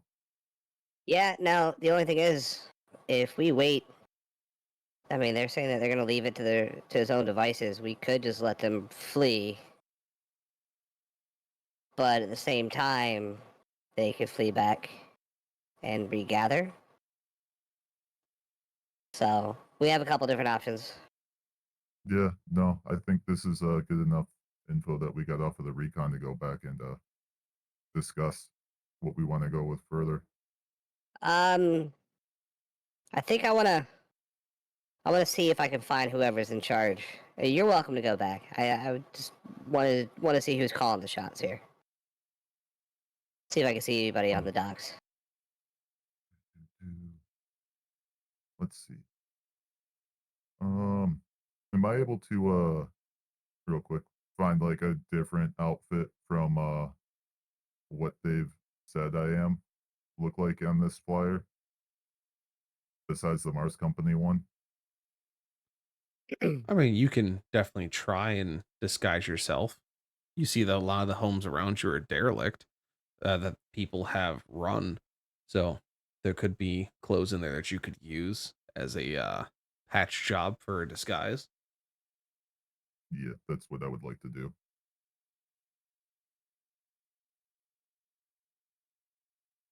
Oh, so what? You're gonna come with me then?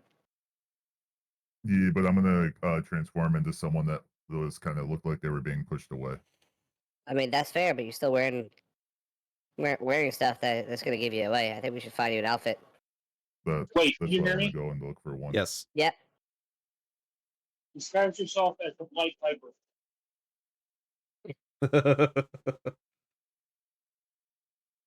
Disguise No, I'm yourself serious. as the Blight Piper. Make yourself look like him. Make his face known.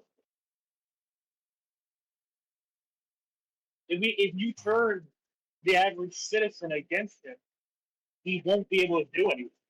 As soon as someone sees him, they're going to panic and call a guard. Oh, she's He's a actually got a terrorist. fair point. He's actually got a very fair point. Yeah. But if The he issue with does that, good. The issue with that is that Nez would remember is that like recognizes like, and he knows the Blight Piper is a changeling. Oh, I'm I thinking of was the just about route. to say that. If I may use the sci-fi route, Okay. Do what the doctor did to the science.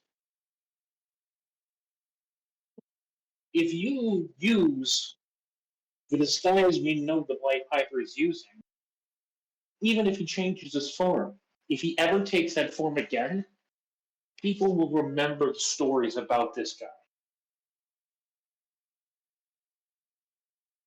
Might make it a bit harder for us down the road, but you get his face known.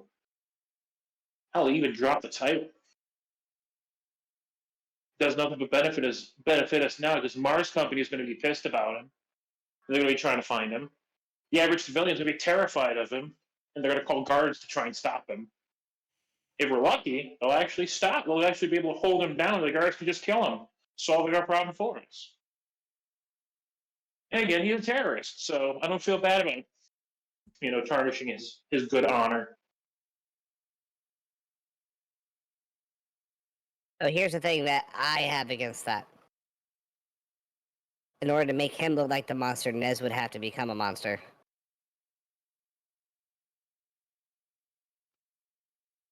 Can he I mean, I talk? guess we can do that. Nez, can you talk? Can you talk a big game? That's my question. All you really have to do, Nez, is start popping some guys that he takes credit for. He says he's doing it in favor of chaos. What's that scene? From whatever movie, where the dude holds out his hands like they're guns, and then acts like he's Yeah. shooting people, and then somebody else is shooting him. Oh, Yes. what fucking That movie would was be that? that's the Losers. Yes. That was Chris Pine, Jeffrey Dean Morgan. Chris Evans in his younger days too. Man, literally that movie. It was he's like 14, and then 3 years later he hits 18. Oh, have him take credit for everything. As the Blight Piper, he talks a big game, and you're just popping guys from a distance. You want to do some irregular warfare, some psychological warfare. That's very effective. And again, in the grand scheme, it just benefits us. The Blight Piper's gonna be pissed, but he's already pissed at us by existing. So, also, by the way, Craig has no involvement in this, so you can spin out of that however you want. Otherwise, I'm pretty sure Creed would have some very serious moral problems with this.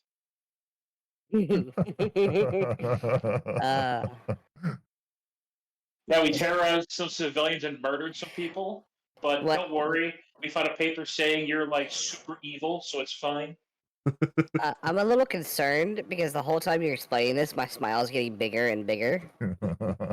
Like IRL.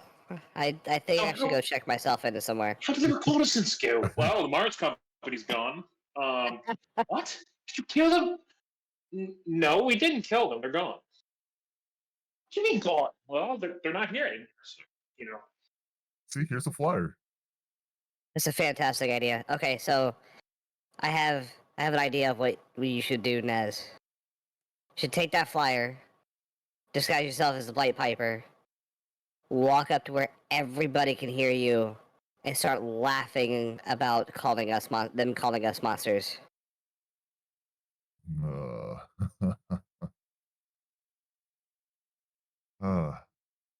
It's like something along the lines of, you think these are monsters? I'm the real monster. And then you point at one. Whoever you point at, that's who I'll shoot. Only Mars Company, though. No civilians. Well, I mean, I'd rather the civilians be on our side. I'd rather not hurt them. Even though I am going to be that. I'm so fucking excited for this out of character. I'm can't even lie about it. I'm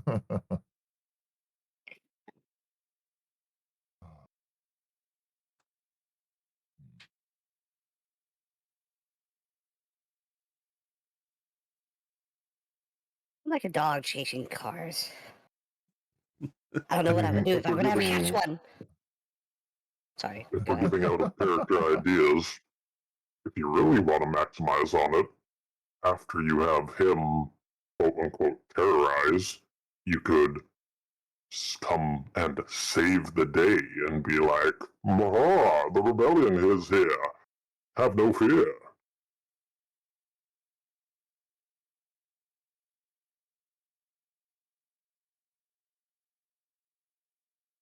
Yeah, that's a good thought too.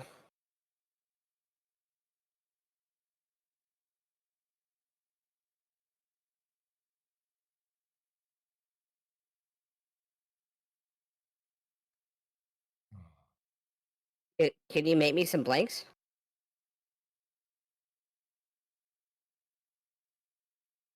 I might be able to do that really quick. That shouldn't be too hard for me, right? No, you have the tools necessary, and it's not like these rounds are the same as modern rounds. They're not as tightly plunged, so it wouldn't be hard for you to mess with it. Yeah, I just need like a couple.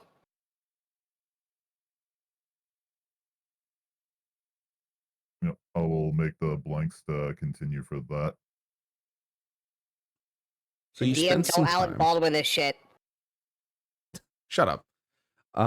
You're the one that's in control of the rifle, butthole. Anyway, you take the time to prepare. You find some clothes in a couple of different derelict houses that fit the bill for the kind of character you're trying to portray the Blight Piper as. After finding the clothes and making your costume, you take a few minutes and you make nameless 3 blank rounds that you give back to him that are simply wax capped for him to use in his daring rescue of the civilians. You prepare a speech, you talk about a plan, signals, ideas, locations, etc. And you see that there is a large junction between Ash Docks and Forest Reach that would be perfect stage for your performance. As you can see, there are a number of civilians scattered around speaking to different Mars Company troopers, all of them seeming to, again, vet and separate those that they believe are going to be useful to them. You see that there are a few of what look to be higher ranked Mars Company troopers there as well, overseeing the operation and keeping the flow of civilians going, as the crowd has grown to at least 40 people. And it continues as people continue to trickle in, as they're funneled one by one towards the docks.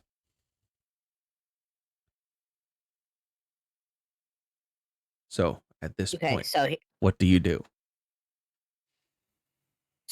this is before we reenact, right? Yes.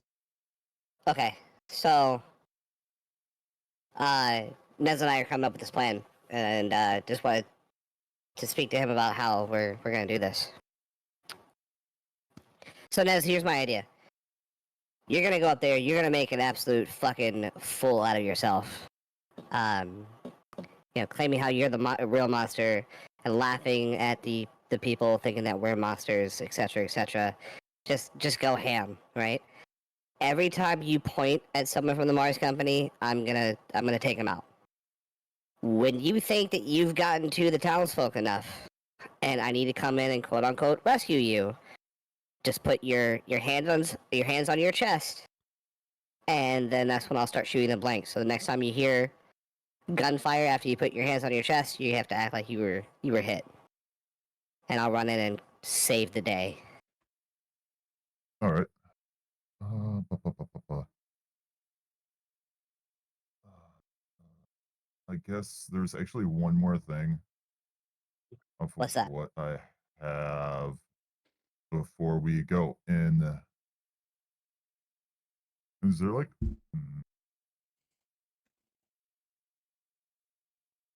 uh, is there a way like I could make maybe like a smoke bomb for myself to like, hit as I go away?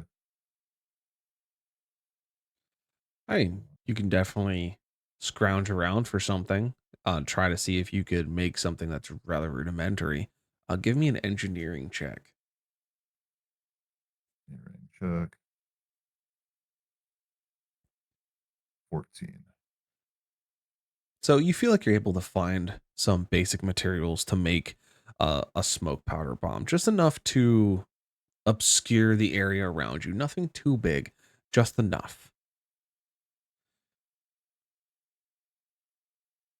Just enough, like after a few shots go off, that I disappear. Yeah, just essentially as the shots ring out and you're hit, quote unquote, that you should be able to pop this and whisk yourself away into the crowd that should be there, so as to make it seem as if you just evaporated.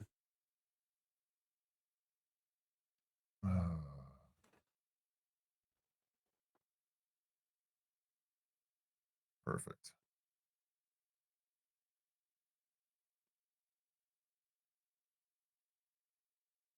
You'd probably dive into the water and change back to either yourself or Yeah, I was gonna probably say I yourself at have that point. other clothes on underneath these Well, I because I mean, should be able to fit that.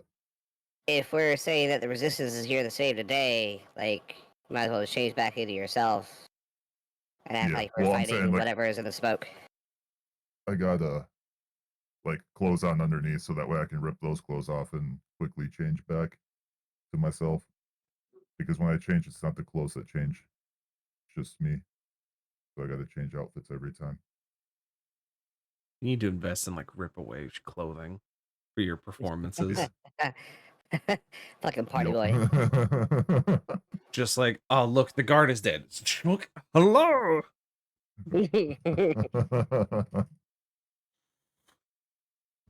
Swear if you rip away those clothes and there's this fucking speedo and you start saying wiggle wiggle wiggle, I'm gonna fucking leave. It would be a good distraction. Maybe if Mandy was here. I was gonna say that's something more that would happen on Saturday night. Yeah. Yeah. No one's definitely planted tearaway pants on Tovar. Not at all. That sounded ominous. No. Not ominous. What are you talking about? Okay, so I want to get on. I want to get to a good spot Yeah. that I can see him from, and then also quickly exit to run to him when it's time. Yeah, you guys take the time, you plan your position, you plan where you're going to be, how you're going to get there.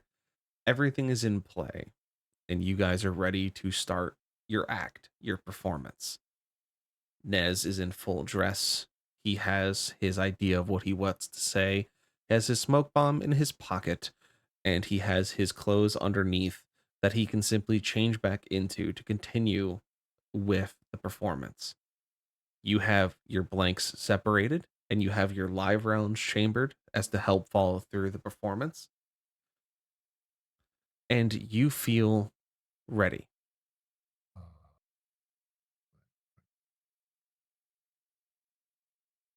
I'm calling myself the Plague Piper, right? The Blight Yep, Piper. The Blight. Blight Piper. Yeah. Blight Piper. Blight. You see that the crowd point- has grown in size as when you were getting ready to approach, hyping yourself up. At this point, I'm gonna be wherever I am. Chamber around, look through my scope, and just mutter, "And here we go." All right. And I'm gonna go on up. And oh, I wish I found a voice for this. Oh well. I'll just do this. Question real quick, so I'm ready. Am I gonna be rolling these hits? More than likely. But Okay. you're going to have advantage, and you're also in still stealth. So you'll be fine. Fuck you, Creed. We're distributing chaos. It felt right, okay? Dies from cringe. Fucking douche. Oh, I'm gonna give this idea and then make fun of him the whole time they're doing it. You've literally done the same thing. You've done the same thing. There's been plenty of times you've given like Tovar an idea, and you've been like, "Man, this is so stupid." As he's like, "You told me to do it." This is Saturday. Okay, Saturday is completely fucking different. That is a Oh. whole different fucking storybook. I don't even fucking know what that is. That's a whole another set of potatoes. I don't want to talk about it. Potatoes, fake potatoes, stupid people, the whole 9 yards. The whole situation. So, at this point, Nez, you see that the crowd has grown to about 50, 60 people now, instead of the original 40. And you simply walk down towards them, doing a little whistle as you go, as you remember that the Blight Piper is a bard. You enter the crowd, and at first, no one seems to give you any of attention because you seem to look like another person. Until one of the sergeants looks at you and goes, "What are you doing here? Are you here to get on the ship? We don't have room for you." Oh, you don't have room for me?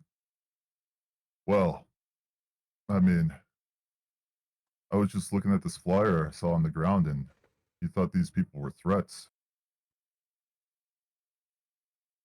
Is that right? Yeah, we think they're threats. What about them? It's the public enemy 1 through 5. Those that have part of the resistance who work for Leandros, the man who murders children for fun. Why? Do you think they're not a threat? Okay, I'm sorry. I gotta read this because Bryce is a god with this shit. In my chat, and I quote, "I'm like a cat with a ball of yarn. I keep rolling it as it unravels, but I don't know what I'd do with it if it came undone." Jesus. All right, I'm sorry. Continue. Man, I'm just gonna say I start to have an ominous laugh because I can't really do that. Here, would you like me well, to phase in for you? Yeah. Oh, there you go. No, Rage got you. Look, That Rage got me on that. he got you. You gotta feel it in your soul, Nez. Gotta give it your best shot. You're the one on stage right now. Meet again. What does that say about me? I'm starting to realize stuff about myself I never wish I did. Welcome to D&D. Where's the Keith David meme? Welcome to hell, motherfucker. Anyway, so Nez, you're the one on stage. You're the one talking to the sergeants. As he looks at you and goes, "Why? Do you think they're not a threat? Do you think we need to leave these people behind?"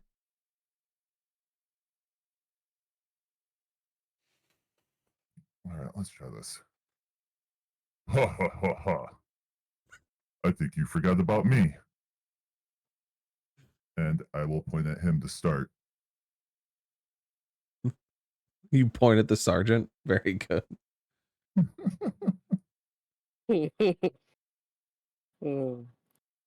This is fantastic. I'm loving everything about this. I'm sorry. Do you want me to roll? Yes.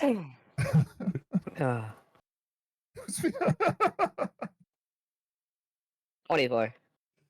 That's a hit.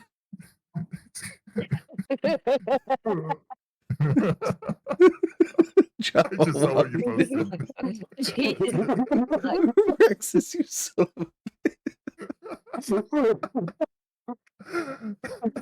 I'm sorry, just the laugh you did it instantly reminded me of it.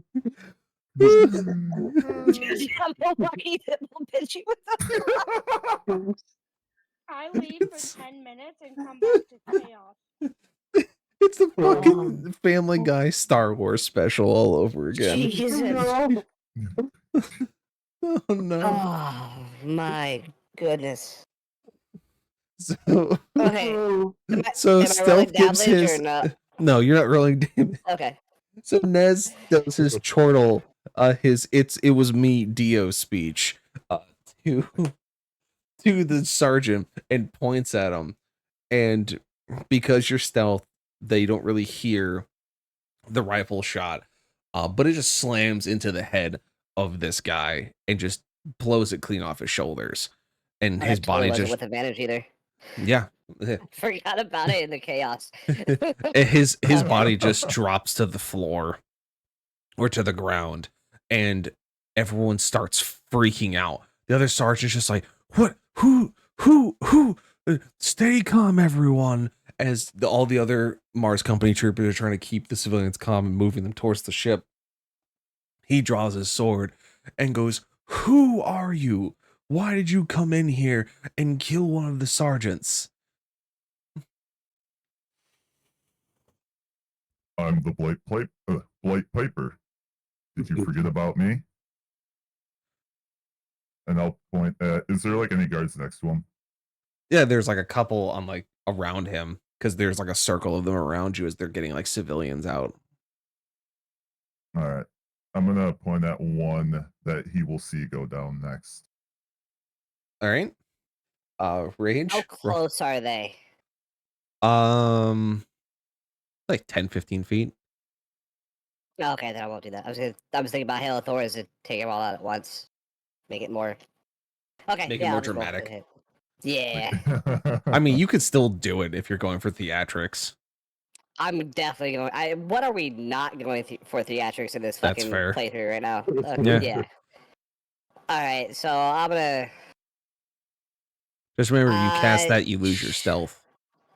Yeah, I just thought about that. Nah, I won't cast it then. Tell me there's somebody like within 5 feet. How close Just Just say you're it. back out of it. Yeah, just say that there's someone right next to him within 5 feet. There's someone next to him within 5 feet. Okay, perfect. So I'm gonna use Hornbreaker and take them both out. Okay. Nice. And yeah, Jenny, you're back at the wagon with us still. Oh, that's a Wow. 14. I Oh, got fucking double wow. twos. Double Whoa. twos. I was Go straight to jail. Do not pass go. Do not collect $200. Do you want to Fuck burn a me. fate to try and do that again? I feel like I'm too deep into this not to. So All right. Yeah, you burn one. Roll again. I don't think 23 Better. that time. Group decisions. So the first shot goes off and just slams through the chest plate of one of the guards, and he just crumples to the ground an instant. Roll your second for your horde breaker. 29. Nice. And you clean the head off the second guy.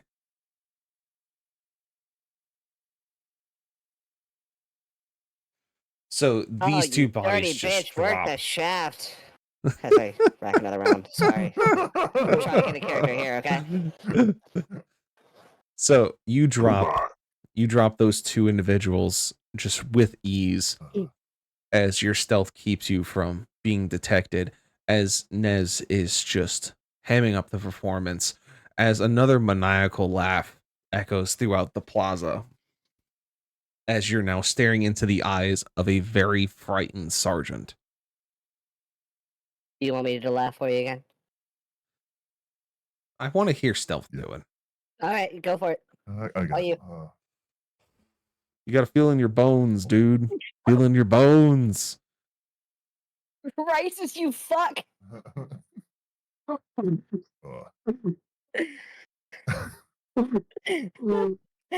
Why do I read stuff before I try to do this? Bird hasn't read it yet. I'm waiting for that. It's in my chat. Oh, Jesus Christ.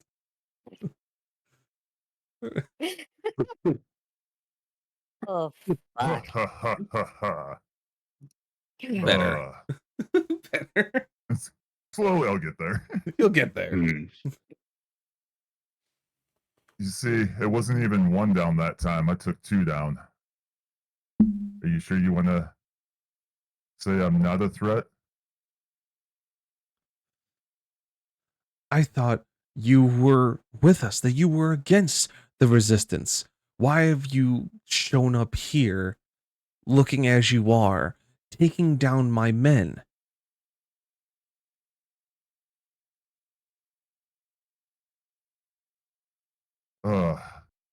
You guys thought I was with you. I was just using you. And now my toys, I'm bored with them. Because you guys are running away. The commander told us that this town was lost, that they were going to fix the problem themselves. We did not need to be here. That this town would burn before the dawn of the next light. Well, it looks like I'm going to be making it burn now instead. And I will point at the next set. Yeah, you of point at. people. You now see that there are 3 other guards, or 3 other troopers that are coming behind the sergeant, swords drawn, approaching you.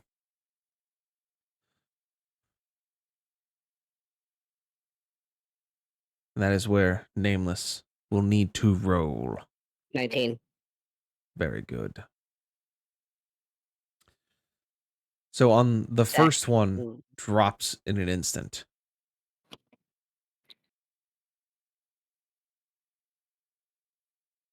Can we talk about that? Can That's can a I beg for mercy? 2 more drains. Give Oh no. yes. Bro, double ones. Double nat ones. Well, you know what your choices are. Mm. See, I feel like if I play it out, you're gonna like make me hit Nez. Or something of the like. How many faces we got? The dice giveth, and the 12. dice taketh away. Oh, we got 12? Yeah, Yeah. I'm burning another one. Yes.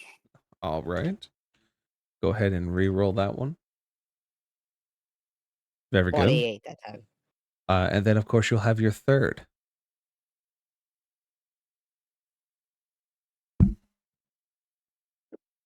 $25. In quick succession, all 3 are dropped in an instant and fall dead behind the sergeant, who now, with eyes wide, holds his sword at you, point first, a good arm's distance away, ready to strike you down. But it seems that his fear and panic have begun to get the best of him, as the civilians some have begun to move away, some have just chosen not to move, hopefully to blend into the background as to whatever is going on to finish so that they can leave. He just looks at you and goes, if you're using us and you want to burn the town down, fine. But you're just, what do you want with Westminster? We did our job and we're leaving, but you're here and you're just killing innocent soldiers who are just doing their orders. Why? Why are you doing this? Much better. Much better. I'm just here to cause chaos now, which is what I enjoy the most.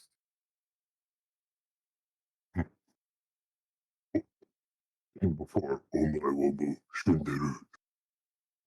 Nani? The sergeant goes to raise his sword and goes, curse you and your blood, blight piper. And he goes to swing his sword down at you. And as he goes to do that, I'll just point at him. Oh, stop. I can only get so erect. 30. You just chunk his upper torso with the shot as the space between his head and his torso explodes and his body goes limp as Nez simply steps to the side of the body that continues to fall and clatter to the ground. You now find yourself with an audience of civilians who are looking at you scared out of their minds of a man who can simply kill with a gesture. So, question: this is the last guard, right? Yes. Okay, then I'm gonna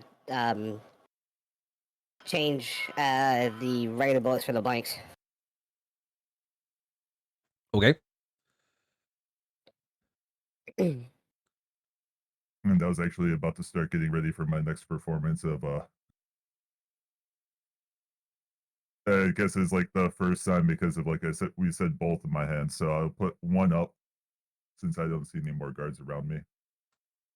Like to my chest, one of my hands. Uh-huh.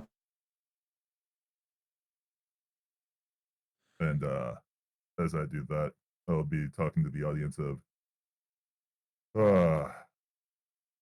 if only the Mars company knew everything. It looks like I'll be having some fun around town now, people. And I'll put the other hand up on my chest. And that's when I'll fire a blank.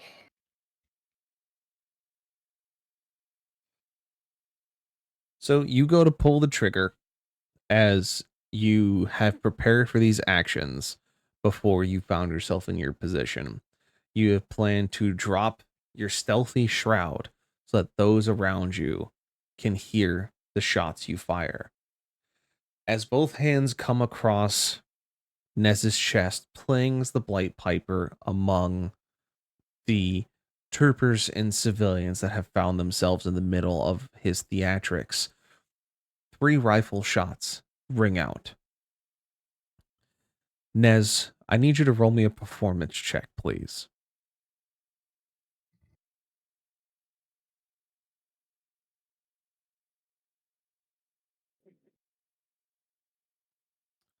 Very good. 11. You Shatner the hell out of this scene. So from your perch, Nameless, you fire 3 blanks, one after the other, very quickly, precisely as if you were going for kill shots to start with. And you simply scamper down your perch and begin making your way towards the crowd slowly, waiting for Nez to do his next step. Nez, the rounds quote unquote hit you, and you just over dramatize getting hit by these rounds. Just you do like the over exaggerated like fling of the shoulder, you twist in midair, and you crumple to the ground. You're holding yourself up with one arm and going, what do you say? Before he does that, 2 shots. I want to save the third one. Oh, you want to save the third one? Okay. So 2 shots are fired, and you over exaggerate getting hit by both of them. And you are holding yourself up with one arm off the ground, ready to say something overly dramatic and hammy before you quote unquote collapse.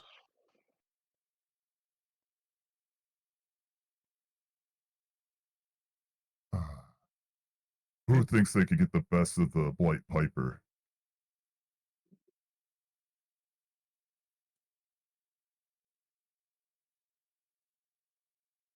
Is that a call for me to come in? Is that what that was? I'm I think totally that's not the ready cue for for that. you.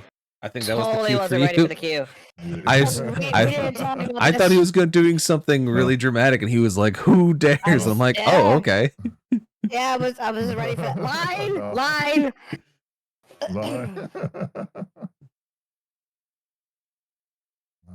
The crowd turns towards the rifle shots and see a very surprised Tabaxi on the hillside.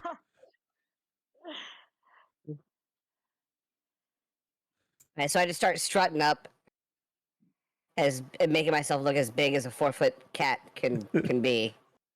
See, you are a cat. Shut up! You're not part of this. As intimidating as possible. The emotions you create in others are both confusing and awe-inspiring.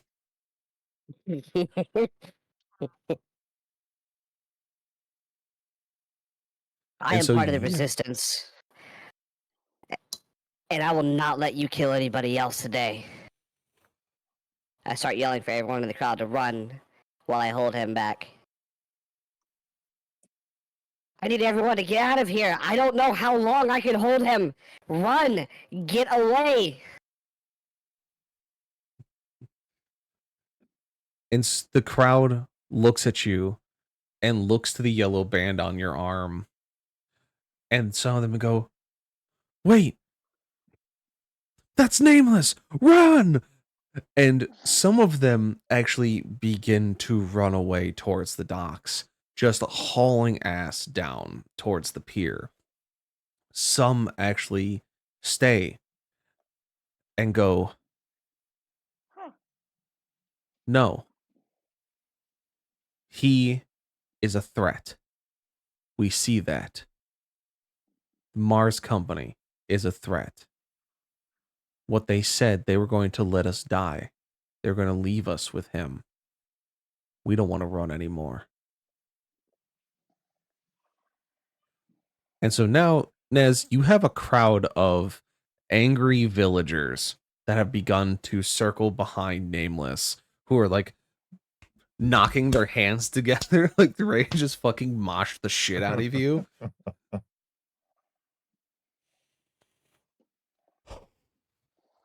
One of them looks to you, Nameless, and goes, "We're with you, Resistance." And I'll take aim. But before I fire the shot, I want you to release that smoke bomb. I was gonna say I have the smoke bomb ready, and I was gonna say, when I heard the next shot, I was gonna be popping it like right at the same time. All right, so Nez, give me I sleight was of gonna fire it hand. into the smoke. Sleight of hand. Sleight of hand, please. All right.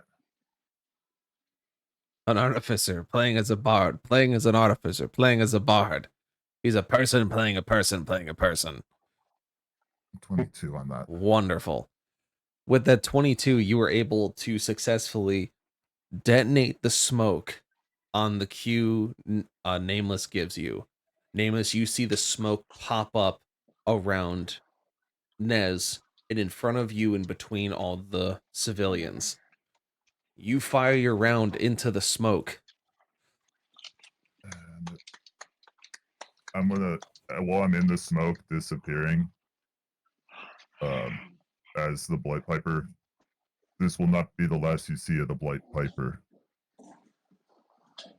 The most unenthusiastic villain known to man. This will not be the last time you see me. Curses. As your voice fades out and you disappear from between the crowd into the smoke. And Nameless, you stand there with a number of confused civilians. As Nez, you're able to escape behind a building, rip off the clothes of your disguise into your regular Nez clothing, and exit back out down the route that Nameless took, as the look that you were just lagging behind and you were tired from running.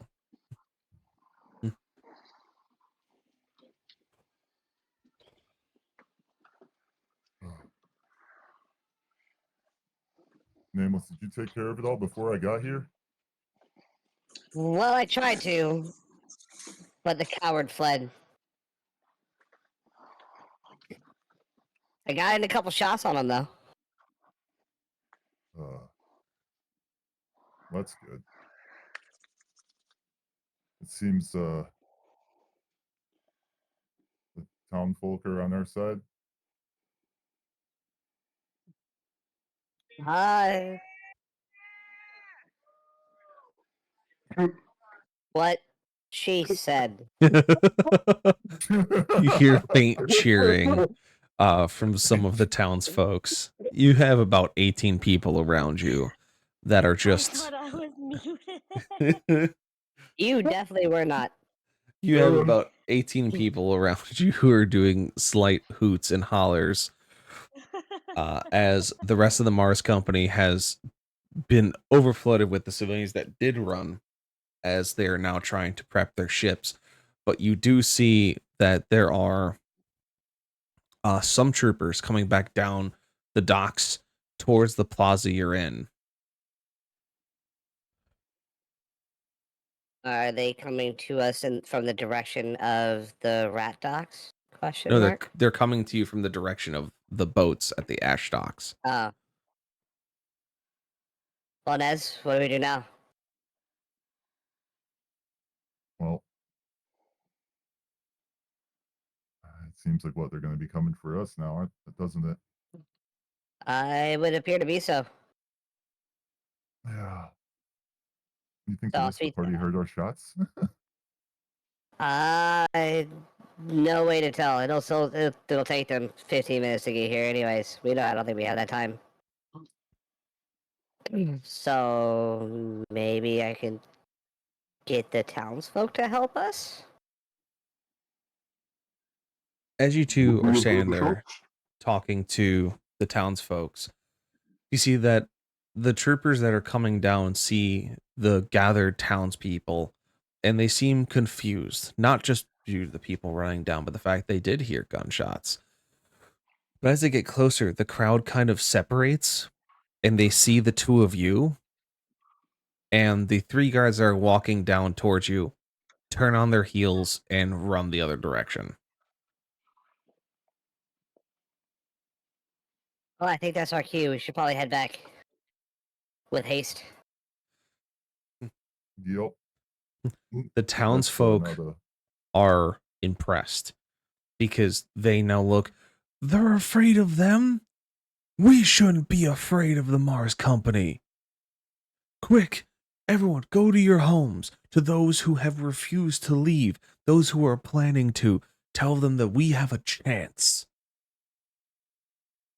And you see an old, salty individual walk out in what looks to be an old soldier's jacket, smoking a cigar. He comes out of one of the buildings and he nods to the two of you as both of you begin moving back towards the shadows and making your way back to the rest of your party with the newfound information. And you Wait, hear him you as said you... he's salty? No, he's not salty as in salty Viking. He's salty as in he's old and grizzled. Aw, you ruined my joke. I know. I'm sorry. You dick. He I was he like, is he steps... also a Viking? Is he also a Viking? No. He steps forward wearing an old soldier's jacket, smoking a cigar, and he kind of chuckles. He goes, "You morons. I kept telling you for all these years. We've done the simulations. They're tough, but they're not invincible. We can kill them." Have at him. And so you start to see them disperse and start going to different homes and pulling people out. You start hearing bells and whistles going off as people are trying to gather attention of others. And you guys begin slinking back towards the carriage as you begin to hear the bells echo throughout Narrow Song as well as Forest Reach. People who had stayed in their homes now coming out of the woodwork thanks to the performance of what you've done. As you make it back to the carriage, you see the rest of your party sitting quietly, waiting on you to return. You've been gone for probably about an hour or so. And as you come back, you can hear the bells echoing across the flats around Westminster. And you happen to see the rest of your party standing outside the carriage, just kind of patiently waiting for your return.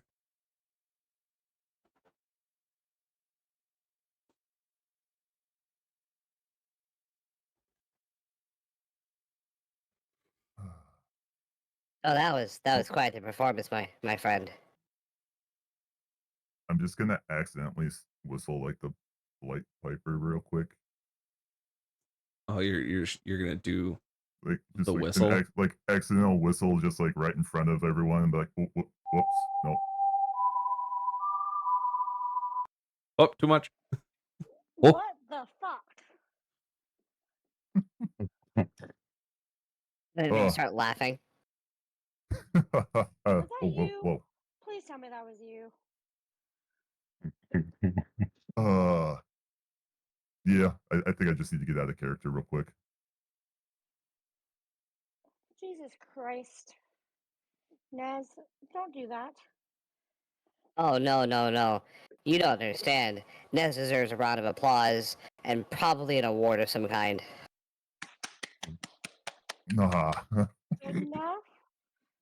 couldn't have done it Bravo, without you, Nameless. bravo. Take a bow, take a bow.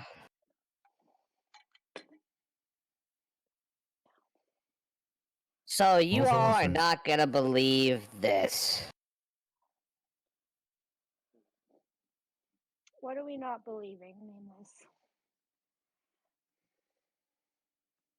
I am not believing that the DM didn't say, okay, so you and Nez explain everything to the rest of your party, because I really don't want to explain the whole thing again. All right, fine. You explain everything to your compatriots of what you're done, including showing them the flyer of that depicts you all as monsters. And it's a simple thing of that you simply tell them of your plans and how you executed and how it was absolutely wonderful. And now you've returned with possibly some resistance or new resistance members on your side. So does this mean we have the harbor? I can say for very confidently the ash docks are probably most likely good to go. Don't know about rat docks. Haven't been able to see those. But if the bells and whistles are something to listen to, I'm sure they won't hold much resistance anymore. Ah,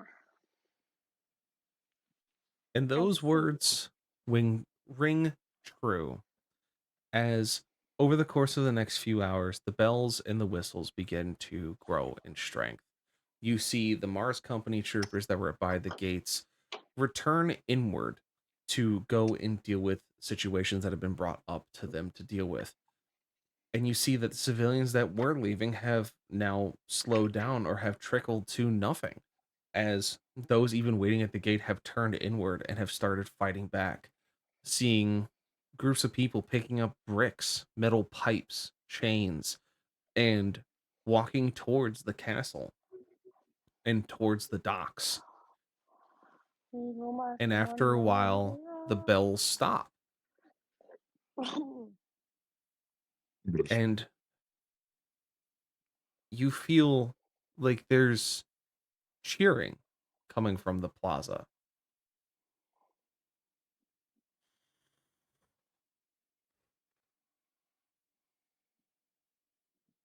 Well, You guys, guys must put on one hell of a show.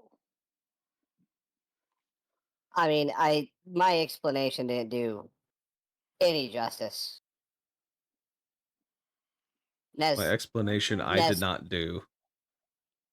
So are I, we safe to I'm walk in there, or do I need a bulletproof helmet and or vest? okay. Hold on. Look, I am pretending it's canon. Okay, I'm trying here.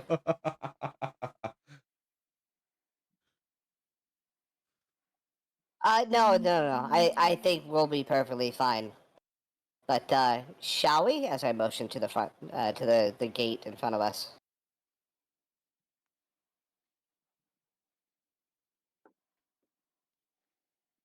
All right.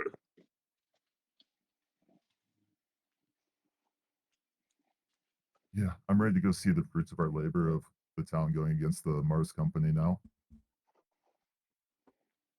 Oh, I cannot wait, my friend. I can. I'm feeling I'm not going to like what I see.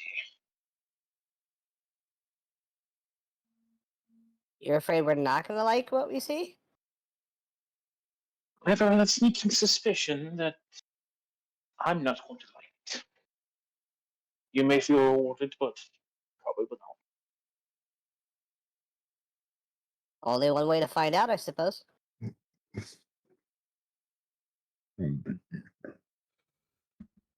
So you walk through the eastern gate.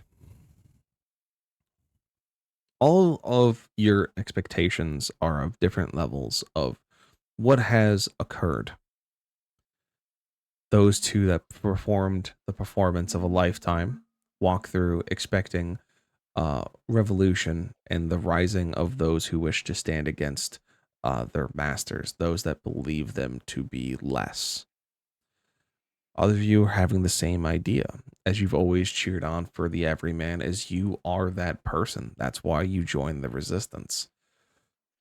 Kree unfortunately walks in with a heavy expectation of the horrors he's seen before during revolutions he sparked, the unnecessary bloodshed and the chaos amongst townspeople, or pitting person against person.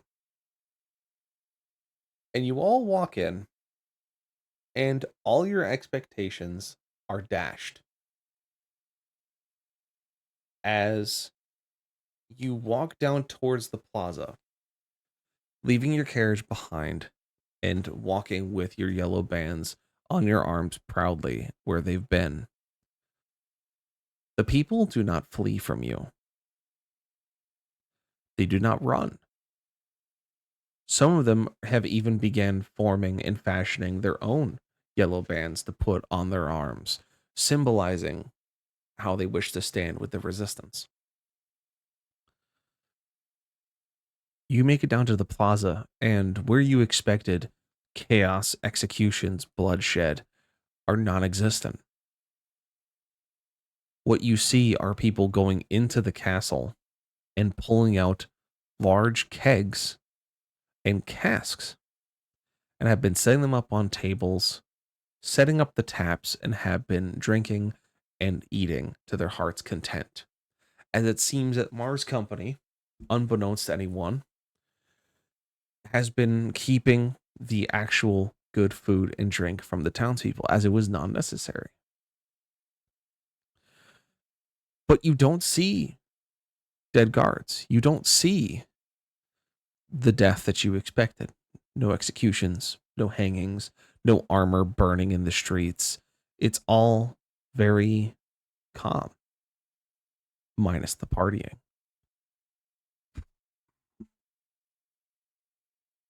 You see a couple of individuals walk up to you. As they recognize you, they go, "Hey guys, look, it's the resistance. They're here. See, I told you they were here. I told you I met two of them." And everyone's like, "Oh yeah, these are the guys. These are the people. These are the ones that we wanted to fight with. The ones that have been saving all those other towns. You know, we always thought they were monsters, and it turned out that if you're living with one, you never truly know what a monster looks like till you get away."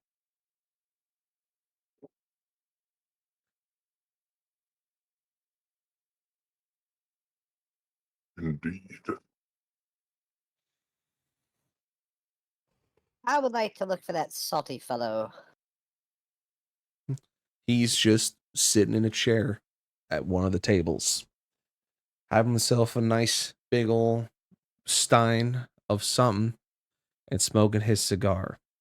A rifle sits against the table as he's just hanging out. So, what became of the rest of the Mars Company, the Mars folk, the guards, if you will? Oh, you talking about them red folks that real stupid ones that came through here? Yeah, it's didn't have even to fire my rifle. Didn't have to lift a damn finger. The people start pushing back. Those that were gonna leave stayed.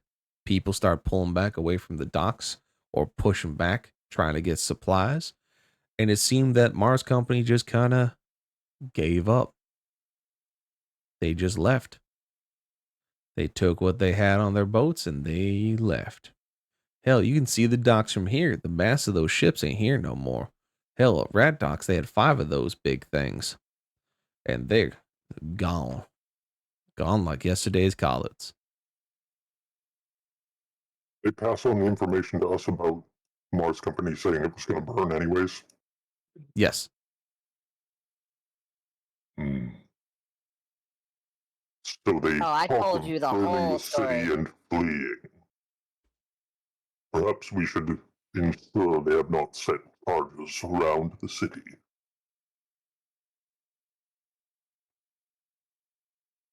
Yeah, I agree. I ain't seen no charges, but there is a room we haven't been able to get into in the castle. As you can well see, is that folks have gone inside and broken into the wine cellar and have been getting mead and ale and food for all the people who have been dying sick and thirsty for quite some time working the buildings and armories that are required of the Moss Company. But there's one specific room that we can't get into. We don't know if it's locked or if it's got some kind of mechanism to it, but it's the big one on the back of the castle. If you look at your map, it's the big old square on the northwestern side. That seems to be a dedicated room of some sort to something. But we weren't able to get inside. But as we've been going around pulling our things together, we ain't seen nothing out of the ordinary. And I would imagine we would notice some kind of detonating charges as most people are still here. But that room in particular, don't know what's going on with it. But we knew one guy tried to touch it and he got electrocuted. So we don't know what's up there. We did hear some weird noises coming from inside though. Hopefully nothing too ominous. Sounds like I need to be a key. Care to recreate said noises you heard? I like deep guttural noises, not like, throwing up yesterday's collets. More like singing. Like deep singing. I don't like from the gut, but not saying words, just making a noise.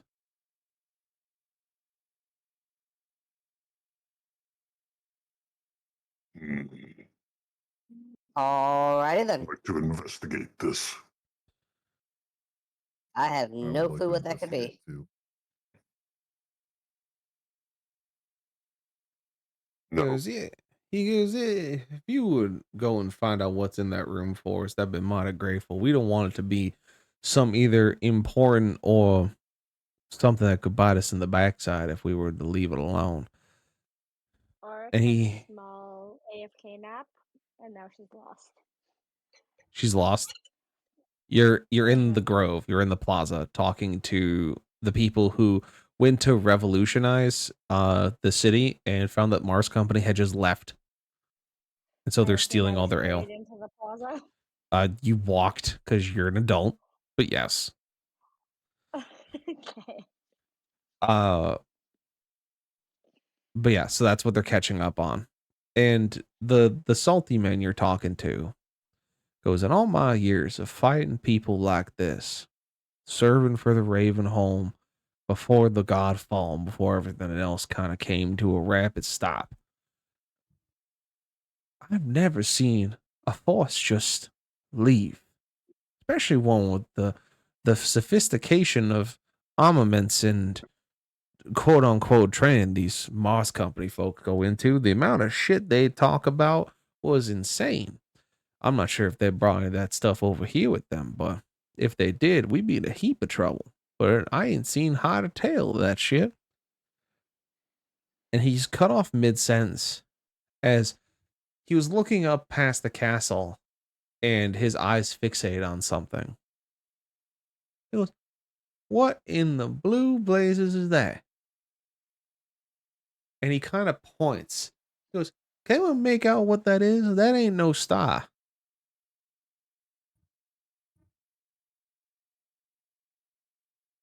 I'm just gonna start running towards the castle at this point. Are there like Cannon. actual deadlines? Sure, I'll ask for a deadline. Can I roll perception? Sure. At an advantage because I'm using my eyes. You're using your long distance eyeballs. Yes. So using 21. your long distance eyeballs, you can see that it definitely isn't a star, but it's shining like one, and it seems to be growing larger, which means it's coming towards you. We may have a problem here. I don't know what that is, but it's getting closer.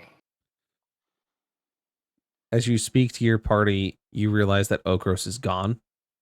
As you see him, Jojo running towards the castle.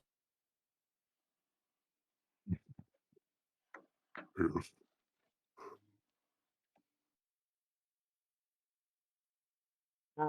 Maybe we should follow suit.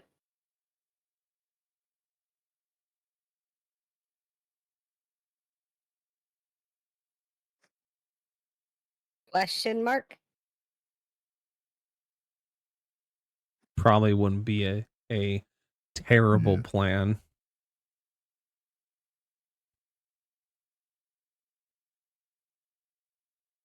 I feel like I yell at everyone else to Oh. get in the castle. Like everyone, all the partying people, everyone. Just Arnold style. Just get to the castle. Get in the castle! Go! Get in the castle! Run! Go! Come with me if you want to live. Yeah, it's you start yelling at folks, and there's a lot of them who are drunk as shit are just looking at you like you're crazy. And Nameless just simply points up at the sky as they begin to realize that that is a whole ass bright light coming down at their town. And they immediately go, yep. And most of them who have a brain cell to rummage around their heads have deuced in towards the castle with much haste. And so you all find yourselves moving quickly towards the castle as the old salty man shows you to the room that they could not get access to the door they were having issues with. And you see that it is a large wooden door with metal inlays, all in a strange writing and design. And as you step closer, you can definitely hear what noise he was trying to describe before.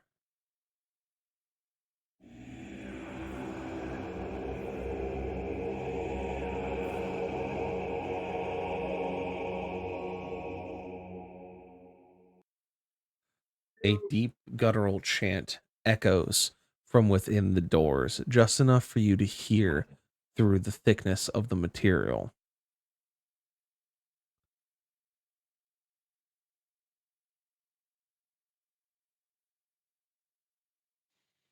Right, it's the Catholic Church.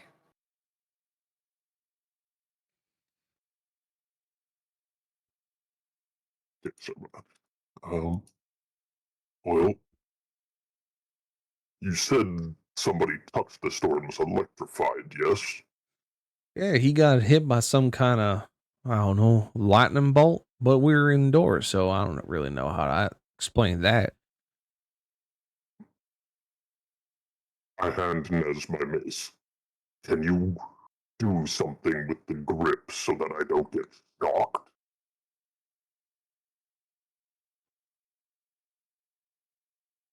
Yeah, let's see what I got here for you. Give me an engineering roll.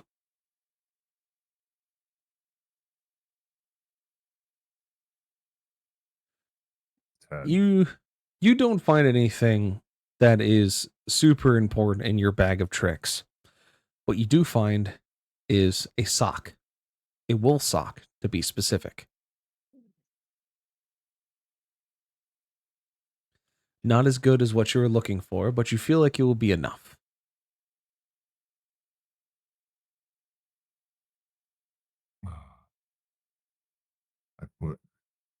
I'll put the sock over where Okros handles the mace and hand it back, saying, "This should do."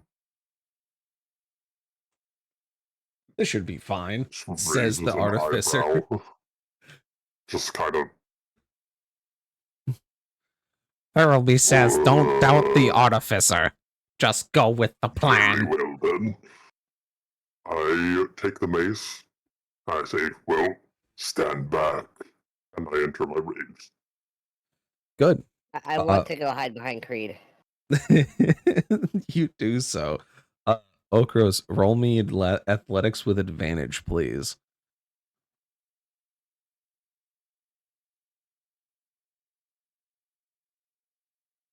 That is a what is we have? Just click the wrong damn window.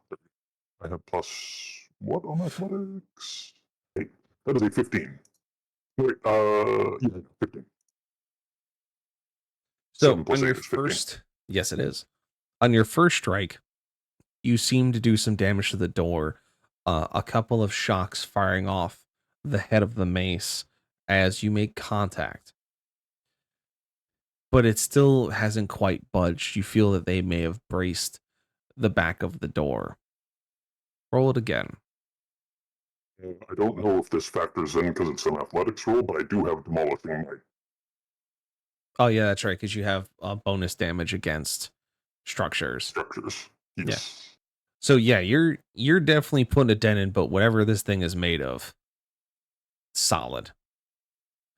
Go ahead and give us another roll there at advantage. Grace grits his teeth in a feral grin and swings again. Ooh. Ooh. Okay, that is a 26 this time. With that hit, you see larger sparks fly off into the distance as you slam into this door with even heavier force behind it. You see the doors begin to crumble as you hear splinters and bearings begin to give. Just with simple cracks. Just the wood beginning to splinter and give. And you feel like one more hit should do it. I'll swing again, and that is a 17, and I'm below. There is no lock that I cannot break. You slam the mace into the door one more time as you start to see runes light up within the metal layering of the door, the inlays, as they light up brightly as you swing, pushing your mace through whatever force is opposing you. In your attack, hitting solidly between the two doors, taking them off their hinges, and all the metal pieces falling down with a clatter. As the doors fall inward with a thump, throwing dust in all directions. And you all now stand in the doorway into a room where you see 4 wizards in 4 positions around what looks to be a sorcerer of sorts, wearing blood red robes, raising his hands above his head, conjuring what looks like a ball of fire between his hands, the chanting continuing. As we find ourselves now in the battle map to the left of the world map, where you've all entered to see these 5 conjurers, what looks to be being the guidance for the object that is coming towards the city. As you all stand looking inward, seeing these individuals, you hear the clattering of feet behind you as someone runs in from outside and goes, if you guys are going to do something, you got to do it. It's getting close. We can see the full size of it. It's bigger than the moon.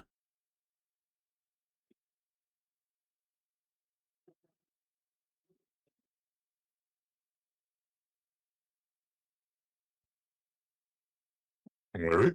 Well, with that, I would say, are we rolling initiative or? You guys will have it. So now it comes to the question: do you want to do individual initiative or do you want to do team initiative? I'm done with team initiative, but everyone else is. I'm good with that. Yeah, I'm good with the team one. All right.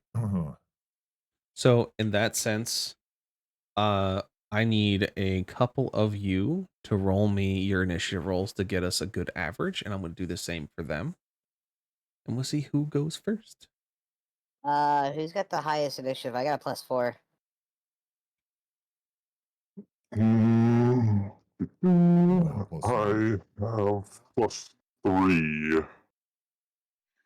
Let me What'd you say, check. Nez? Nez, what'd you say? Certainly not fucking 1. me. A 1? Okay. I have a 0. Creed, what do you have for your initiative?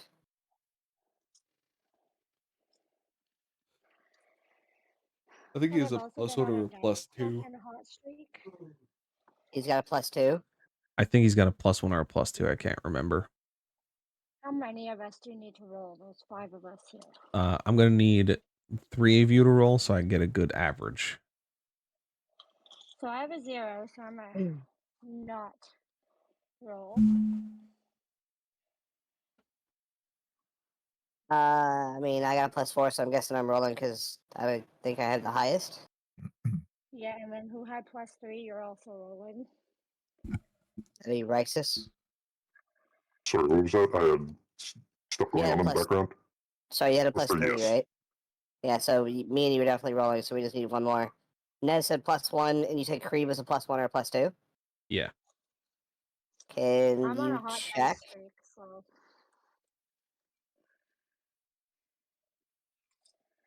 What did I get? 3 nat 20s last time? Right, no, my +0, my luck. The dice gods will not be in my favor tonight, my luck, so we're just not gonna do it. Brian, can you check if Creed has a +1 or a +2? Let me see what he has. He's got a plus one. +1. Okay, so Nez has a +1 too, so he could roll. So I'll just roll then. Yeah. Make it easier. Yeah. It was me, Nameless, and Nez rolling then? Yeah. Mm-hmm. Okay. I got a dirty 20 on my initiative. I got a 19. Oh my god. Nez, you're That killing was me. almost on that. I was right by the 19 and then it just like flipped to 3. I was Oh, gonna say, oh, can oh. we just say fuck it and let me roll? Can I roll for fun just to see what I would have gotten? Sure.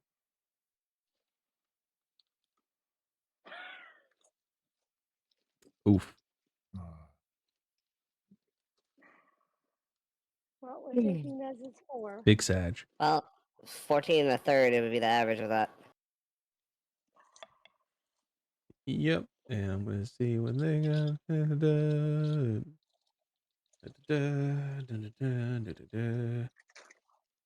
Yep. So you guys will go first because they got an average of 12. Nice. Oh, Barely. So you guys will get first shot in. As you step in, the doors falling down, they all turn to you as the wizard in the center continues to pull magic from himself, trying to keep the ball above his head. The other 3 or other 4 turn. Okay, sorry, pause. What map are we on? Because I see tokens on 3. Left of the world map. This one. The world map? it's a battle map. So to the left of the world map. Okay. So the one I was on. Gotcha. Yes. Is the middle one protected? From what you can tell, he's just protected by everything else being around him.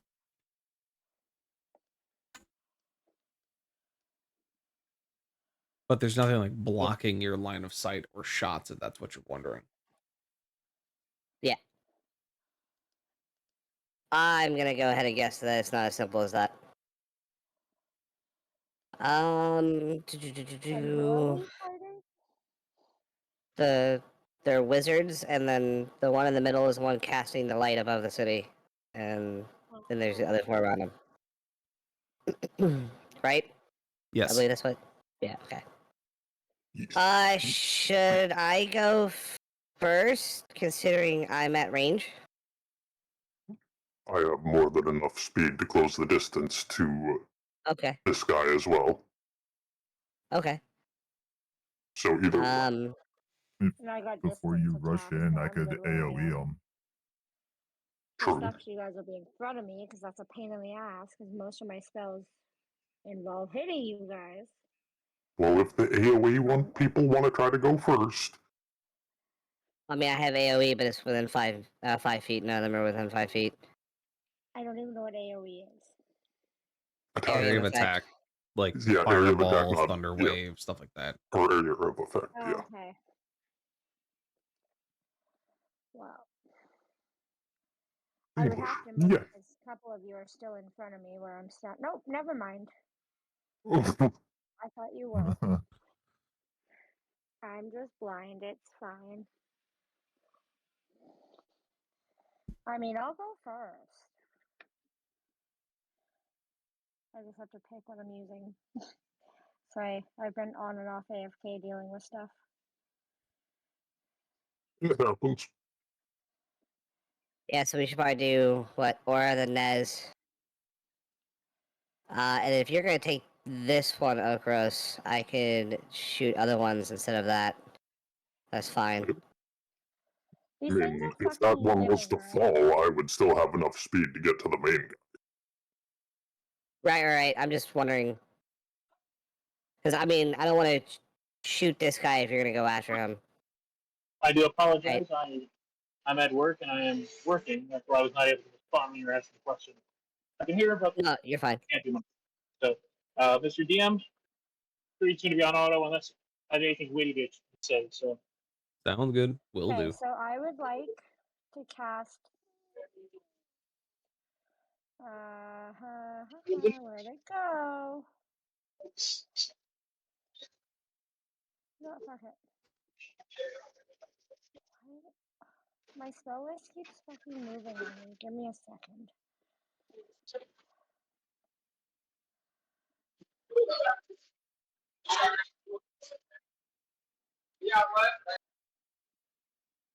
Did I get rid of what? I'm so confused. One of my spells is missing that I thought I had what I was looking for, but never mind. And these are magical beings. They're wizards, so Magical beings. they have magic. Okay.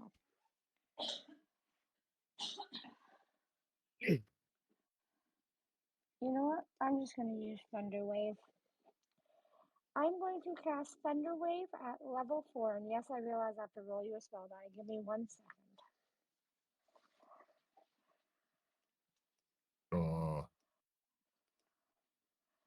So I have to roll between what? 4 and a 17. So you can't get a 4 or a So 17. 5 and 16. So 5 Yes. and 16. 5 to 16 Yes. is safe. Um, Are you that's joking? from Ah, Are you joking? let's go. Uh, Let's So you just give go. us a fate. Am I allowed to use a fate on that? No, it wasn't technically a failure. That was a failure, actually. but I is it have earned Thunderwave quite from a few of those yourself? fates, and Yes, I've it yet to is. use one. Let me use one. So, just so you're aware, Aura, Thunderwave is a 15-foot cube that comes off of yourself. Oh, is it? Yeah. Yes. Is it? Oh, can I redo this? I mean, know you I'm not could supposed just to, but move your person. You have move I can never speed. get that close to these Oh, motherfuckers. well, Well, fine. I'll move my human. Your move CL? your Hold on, person. Yeah. let me measure first. I know I just want to move it, but let me measure first. Typical woman, always having to measure shit. Oh, that's scurry. Oh, I'm still on the measure tool. Fuck. Or let me put you at ease. Where you were standing, you were in range of all of them because they're magic users. I know the So rules. it doesn't Yeah. matter. Shut.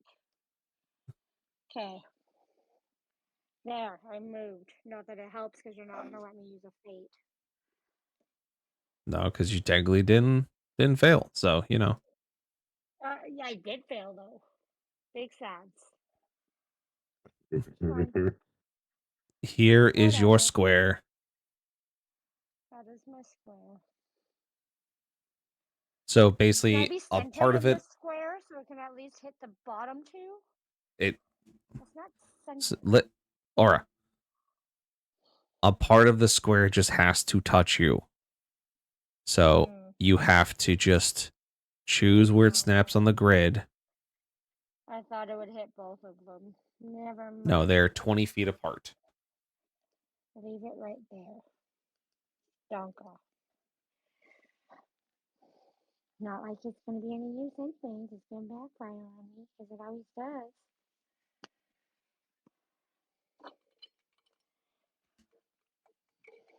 So let's find out what's gonna happen. Because I'm How about you excited. make something nice happen? Because I've just been sent to the fucking ringer anyways. Nope, too late. Rolling the dice. I know. I don't get nice things. We've come to this conclusion. Even horses have 6 legs. Are you still complaining about your horses having 6 legs because you got them from the Feywild? Yes, he I don't is. think I'll ever not complain about my horse having 6 legs. Okay, I'll learn to love them. You cast your Thunder Wave, and it triggers an effect of where Oh, please don't touch you me. begin to phase out of existence, and you get the Oh, choice to teleport to an unoccupied space within 60 feet of you.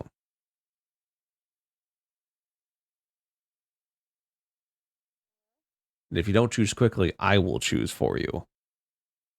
fine, move me 60 feet of me, jeez. You just want me to choose where you're going to go for 60 feet in any direction? Oh, I have to move myself. I didn't know I had to move myself. I thought you were going to randomly move me. Give me a minute. The answer is no. Oh, that's... I am moving. I am moving. Uh-huh. Rules are not cooperating. I am moving. I'm trying to move anyways. I All was right. right there. That is So 60 you feet. get zooped to there as your Thunder Wave goes off at 4th level, and they have to do a save, and it is a con save. So let me roll their con saves. It's 48, Bodonketh. isn't it, at 4th level? No, I don't do any damage. Never mind. What? You don't do any damage. On failed save. Never mind. On a failed save, a creature must take 2 8. I'm reading my thing. It's 48 damage if you fail.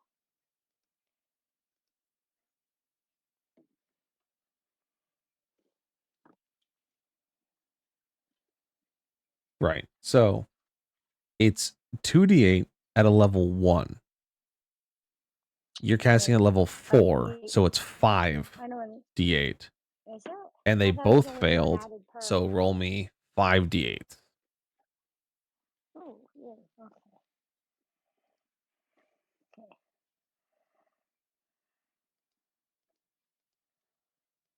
That's 5? Yes. That is not a D8. Hold on. That is a Let me d20 get mixed up in there. I know. Just roll No, another d8. Just roll another d8. Stop panicking. And then we'll leave the 20 alone. Oh.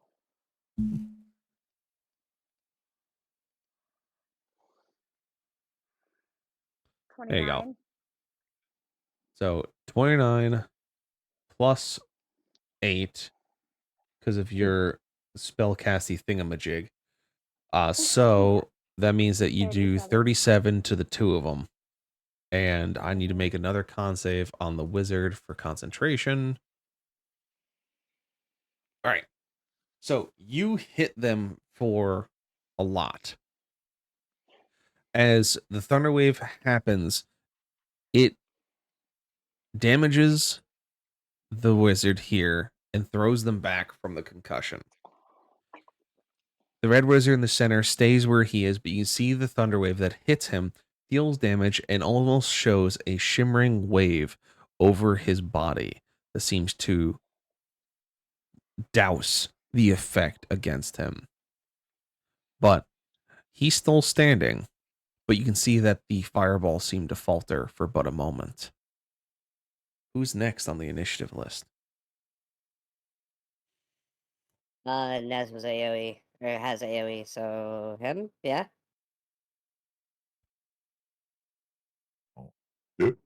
Hey. Yeah. So, how much longer are you thinking?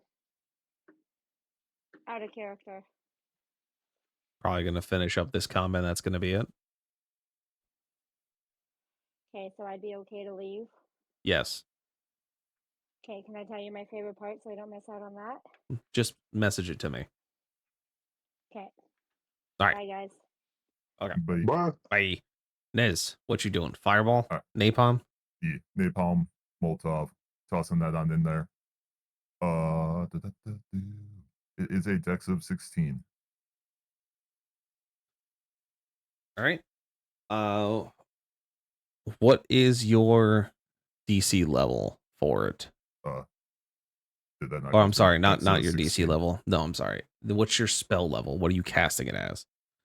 Oh, I only got a third, Okay. so I'm just going with third level. You I'm son gonna of a roll the bitch. damage while you do that. All right. Yep. So he fails two things, making me very unhappy. Conjure wizard fails. Conjure wizard fails. Conjure. Ooh, no, that one does okay. All right. Roll me Nice dabblage. and easy. I rolled 36. So Cool. So to the center one, you see that he points a finger at your Molotov as it's coming to him, trying to stop it from reacting. And it seems to cause the flame to die down a little, but then reignites with even more fury as it lands in front of him and spreads to the three wizards around him. He's able to try and get himself out of the way just a little bit as the shield that he has on him eats some of the damage. The other two wizards to his north are not as lucky as they take the full damage. You see their bodies are singed, their clothes are on fire, and they're thrown backwards. The third one seems relatively fine as they're able to evade and only take half. This is the third one? Yes. Okay.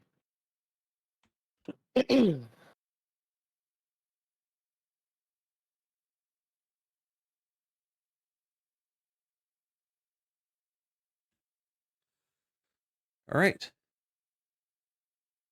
Who's next?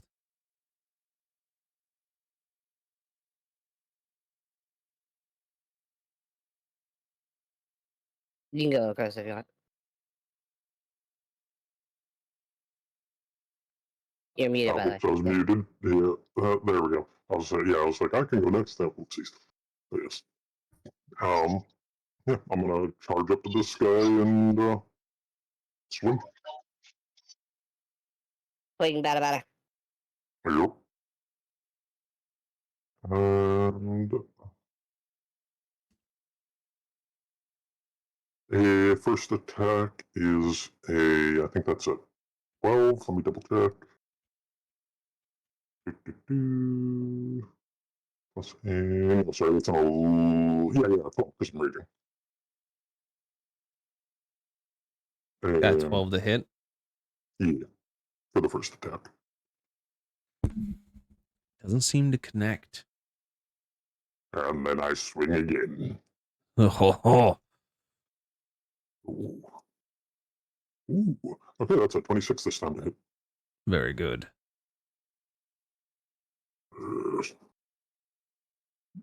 And now my maul is 2d6. There's my d6. There's my d6. Your D6 is in your butt. Oh my god, I just rolled max damage. Very Uh, nice. 12 plus 4 plus 2 extra damage, I think, because I'm raging. Yes. Okay, so 16 damage. No, wait, Hmm. 12 plus 4 plus 18? 18. 18 damage, I 18. can math. So you swing for the fences on this person. The first one, they kind of dodge out of the way. The second one just collides with their chest full force. And you hear just nasty, nasty crunch as they just fall to the ground like a crumpled paper bag. They are deceased. Let's see, I think I moved 25 feet to get to him. Yeah, because I was like right here. Yeah, 25 Mhm. feet. So that means I have another 15? Yeah, another 15 feet of movement. Or is it? No, it's another 20 feet of movement because I'm at 45. Yes. All right. And then well, unceremoniously step over the corpse and face this guy. All right. Anything else? Um, and oh, that's right. I haven't taken my bonus action this turn. And as I get up to his face, I'm going to use Undaunted Roar. Oh, sorry, Daunting Roar. Okay. My bonus action. Um, so within 10 feet of me, all creatures of my choice, are they? No, okay, he's the only one within range, but still. Um, and let me double check what's the DC on that. 8 plus my proficiency plus my constitution. Okay, my proficiency is 4, so that's 12 plus 16 is the. No, wait. 15, sorry, 15 is the DC for this. Okie dokie. And it's a wisdom. Yes. Wisdom, sorry, yeah. Wisdom. Very good. He passes it. I figured, but it was worth a shot. You are intimidating, sir. Very spoopy. Yes. Yes. All right. Very Nameless. All right, so Oh, just to I guess 3 recap, extra rage damage. 36, 36, 18. Yes.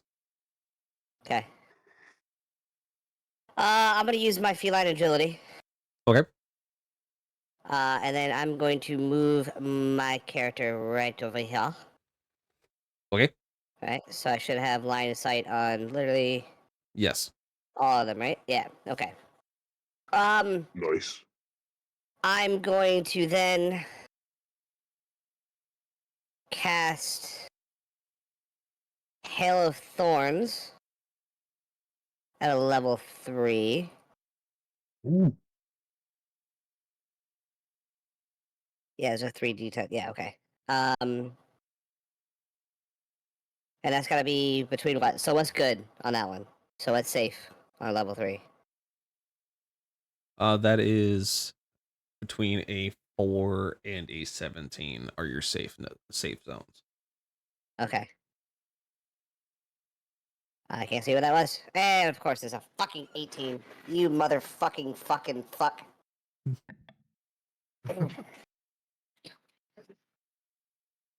Alright, give it to me. You regain your lowest level spell slot.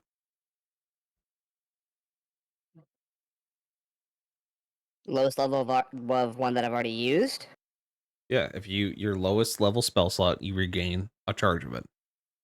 Okay, because that's the only one because I haven't used any level 1s. I've used level 2, so I regain at level 2. Correct? So your lowest level is 1. Oh, Yeah. no, yeah, your lowest level expansion. Yeah, so I guess it would be your 2. Yep. Okay. That's what I'm saying. Is it one that I've already used or just lowest level overall? It's one that you Okay. expended, so it'd be your 2. Cool. So does this Hail of Thorns actually go into effect then? Yes. Fucking solid. All right. And then I'm going to fire a shot at number 3 over here. Okay, okay. Oh shit! I should have hid first. Oh well. That is a natural 20, sir. So 32 to hit. Very good. Very good. Oh, it did it for me. What?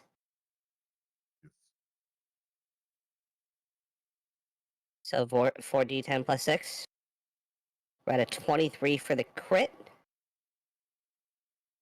And an additional 15 for the Hail of Thorns. Very good. So So, 38. yep. So that.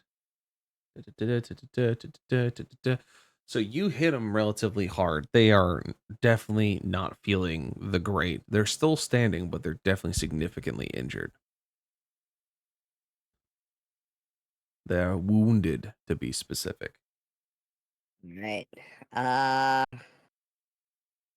So Creed and Nez could probably. Oh, Creed's next, so Creed can probably finish that one off. Let's take second shot at number 1. All right.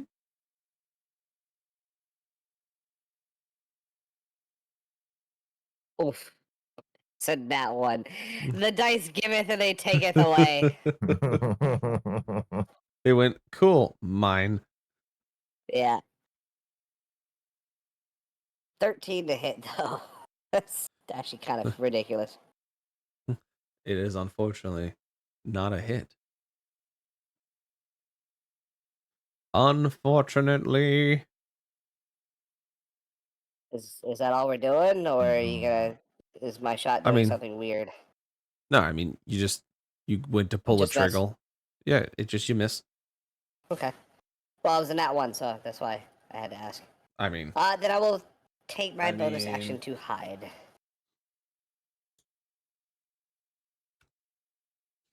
Look, I'm just trying to be fair.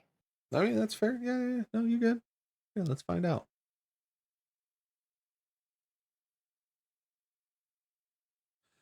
You drop your melee weapon. Oh, cool. Yeah.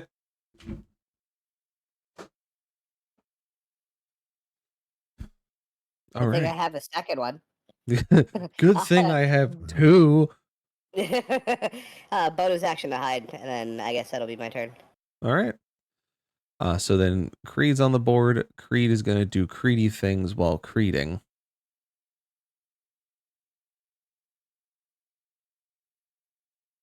So he's going to move the 30 towards this person, and then he is going to zoop them with a guiding bolt. Get zooped. The 15, and that's a hit. They take 46. They take 13 radiant. And you see him pull back and fire this guiding bolt at number 3. It slams into them, and it seems to break this ethereal armor that is around them, shattering it into pieces that kind of fly off and then dissipate. The magic seems to burn into them, as those before with guiding bolt, it makes them glow and makes them have this kind of aura where it makes them easier to see, to fight. It just seems to burn into them, and their eyes burn outward as they just kind of drop to the ground as a husk, the radiant damage doing more than enough to put them down for the count.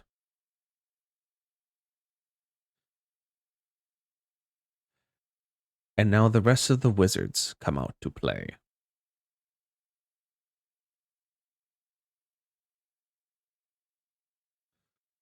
So, Wizard 1, this one here, has a couple of things that they want to do. The one thing they're going to do, make sure that I can read this correctly very quickly.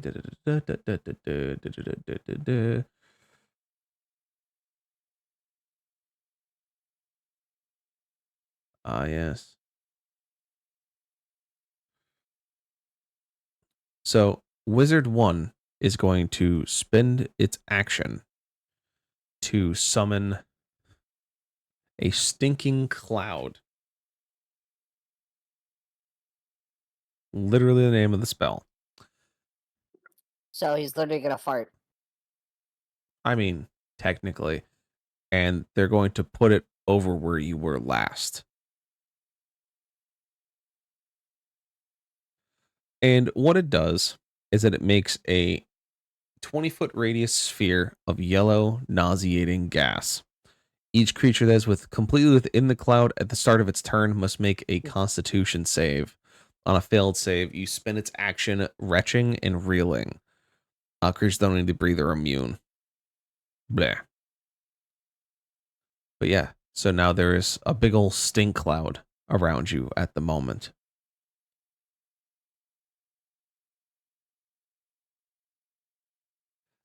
The second thing is that they will summon a fire elemental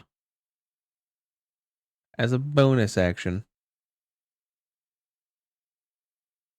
A yurt. Get on the board, you stupid token.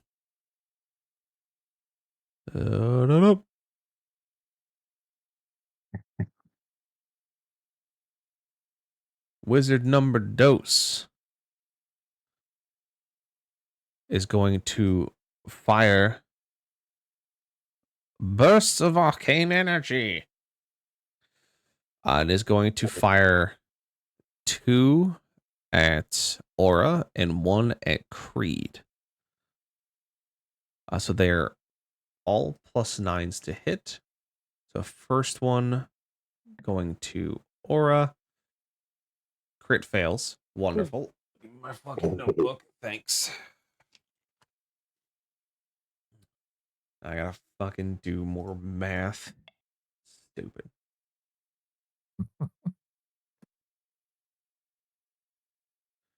Cast spell, nothing happens. Wonderful.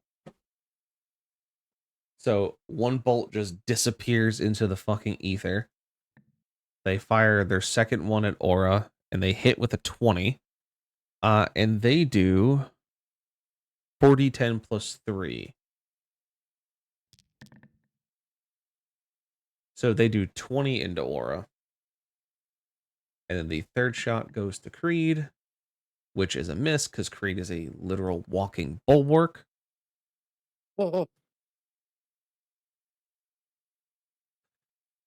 And for their bonus action, they will use benign transportation and they will swap places with the red wizard, who then the red wizard is going to do something interesting.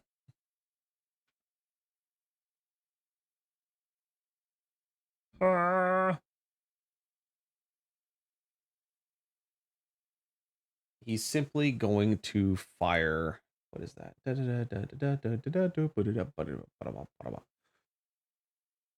He's going to cast his magic missile at level 6. 3 glowing darts, 1 additional dart. Yes. So it'd be 8 darts, and he's just going to point in the direction of the stinky cloud. And Nameless, you're going to see 8 magical darts come flying out of the wizard's hand and aim towards you as I roll a spell die really quickly. And he makes it.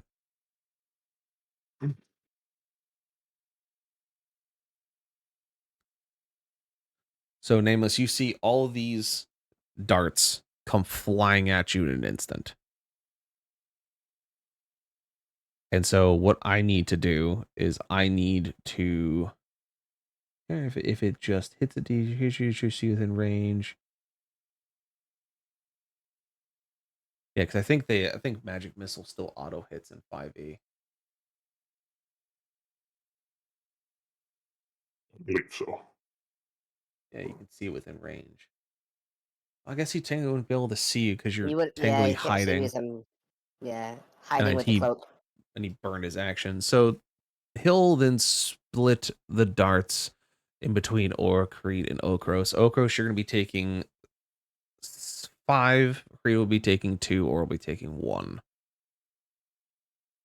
So 1 dart for Aura. She takes 3. And then 2 for Creed. Wow, he takes 6 damage. So much for Creed, the walking tank. And Okros takes 13. Thanks, Dice. Call him fucking Panzer. And I'm still raging, so. Yeah, you take 7. Unless, do So you have Creed- resistance against magic damage?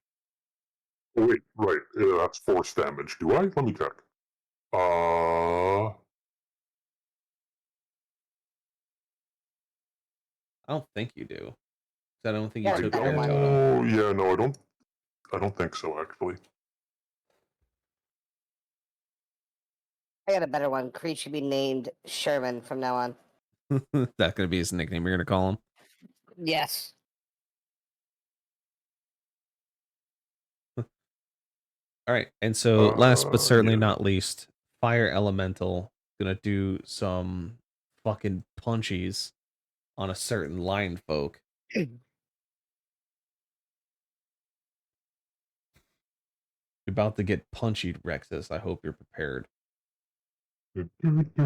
So punchies would be force damage, right? Oh no, it's a fire elemental, so it's gonna be flames. Oh. So that's a 12 on the first one.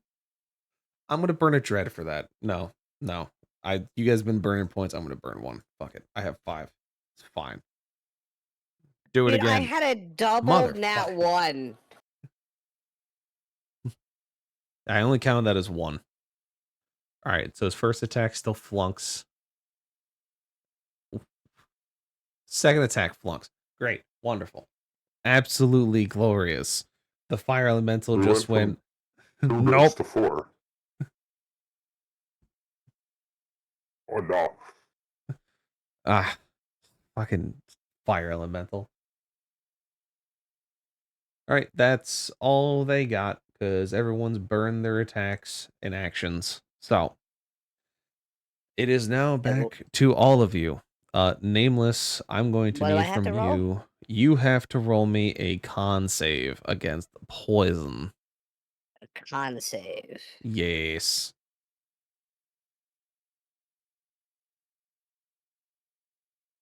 Sorry, I was reading my advantage thing. That'd be All a good. 12. You are not feeling great. You are in the stink cloud. Your action is spent Great. retching and reeling.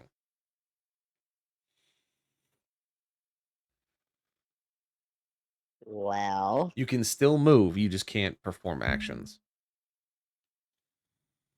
right.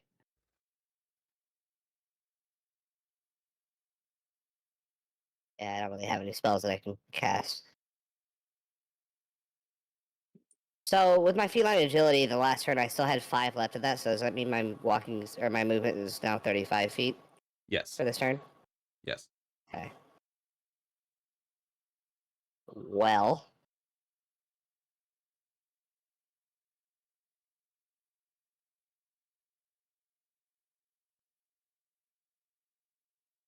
Mm,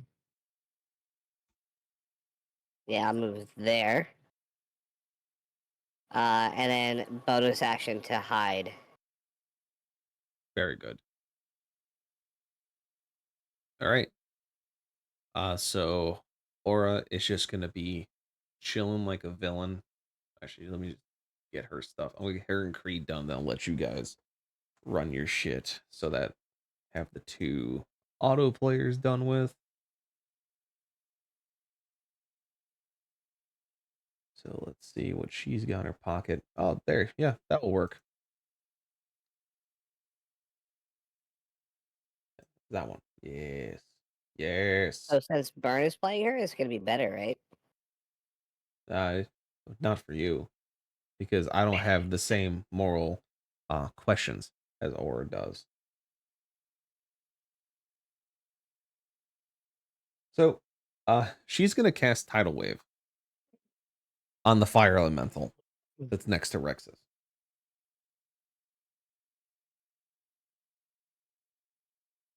So it is a 30 by 10 square. And so she is going to place it. I will use this drawing tool. 30 by 10. Give me the 10. No, give me the 10. There we go. Oh, cool. So she can just drop it on them.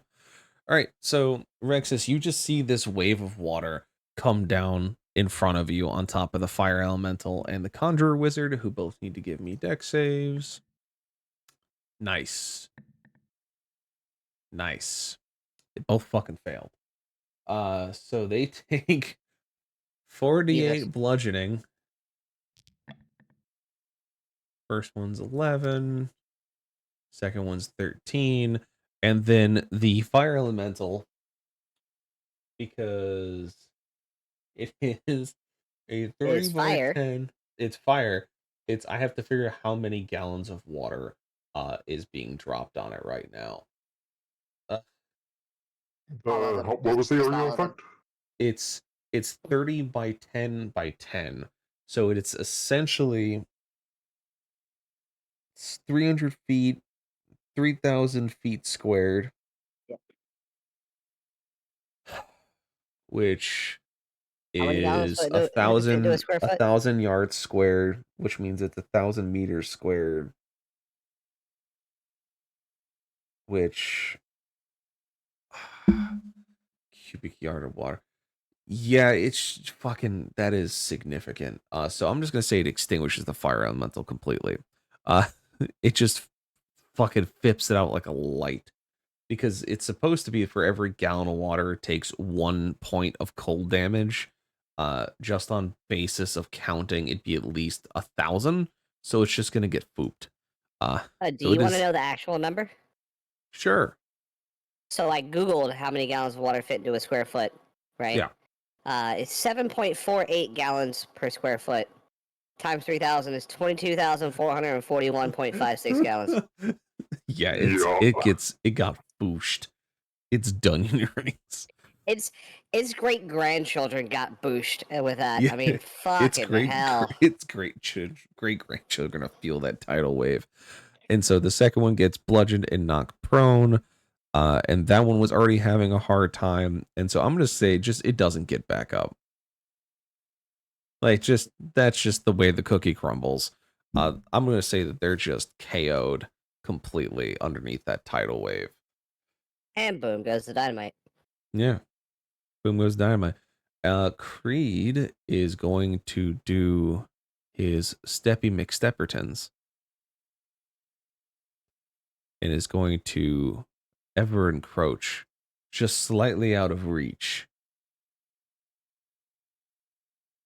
Does he have anything that can help him in this instance? He has higher level guiding bolts, Vivify, magic weapon.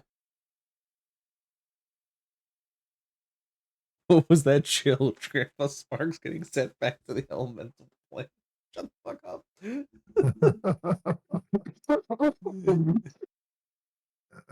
I hate you. Fucking dumb. Fucking dumb, but it's great. Ugh. That was good. Okay. just to throw this out there, that would be 187,162.61 pounds of Jeez. water. Yeah, that's why that person is a the fuck owed. All right, so we're gonna say that he's just gonna cast guiding bolt at a 3rd level. So that means I gotta roll a spell dice for him and do that. Great.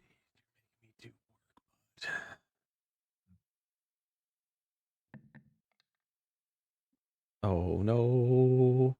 Oh no. Oh, he regains all expended spell slots. Cool.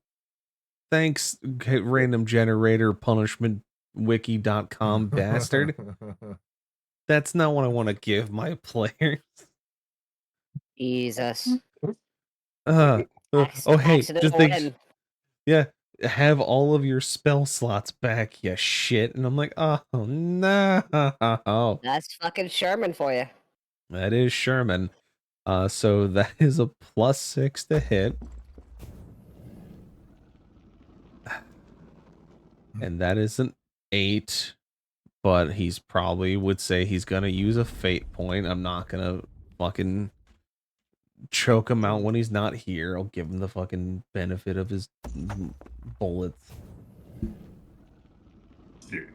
All right, so that's a 19 with dabblage, 15 dabblage, and now the red wizard is marked for what's it called? Advantage to hit him specifically.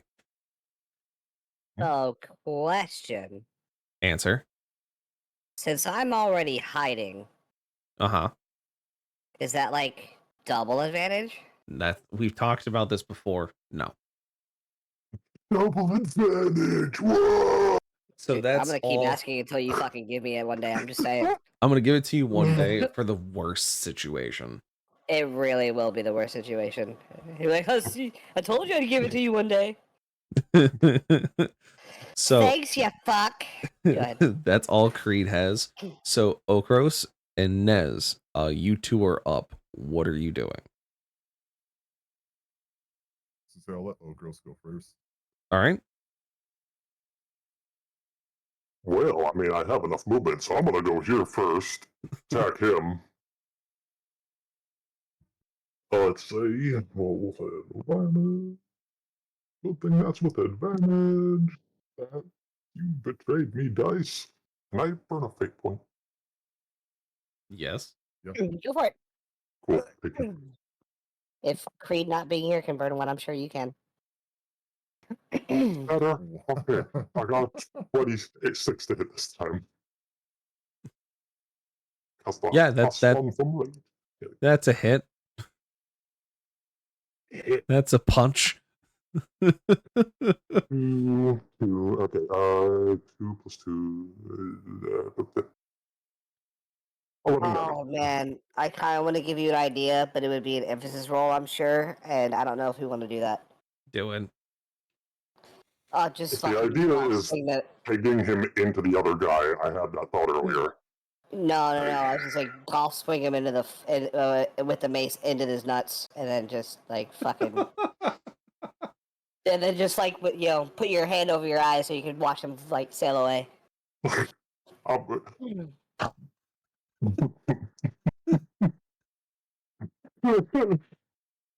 I could.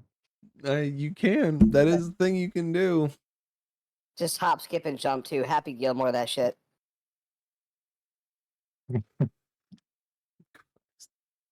Oh, wait. Okay, if I'm gonna roll emphasis and it succeeds, can I say that I like do kind of like a hockey skid across the water and then Finish your first meal before you start rolling emphasis fine. for your second one. Fine. Okay, sorry. Yeah. What was your damage? 11 damage for the hit. Yeah. Okay. And is he still standing after that one? How much damage did you do? 11, sorry. 11.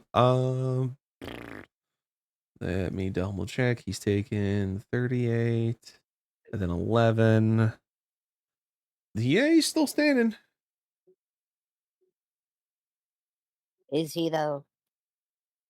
With like 15 hit points, yes. Oh damn, that's higher than I thought it would be. Yeah, fair. I was thinking he was at like 50 and like 40 took 49 damage. Like, is he really standing though? No, there's shock value is a thing that happens behind the scenes. They're not there yet. I'm swinging a second attack. Very good. Slap him. That is a 24 to hit. That is a hit. 5, 6. Okay, so 18 damage. You crush him.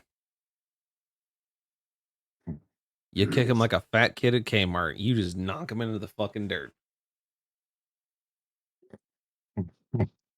First swing went up, second swing went down.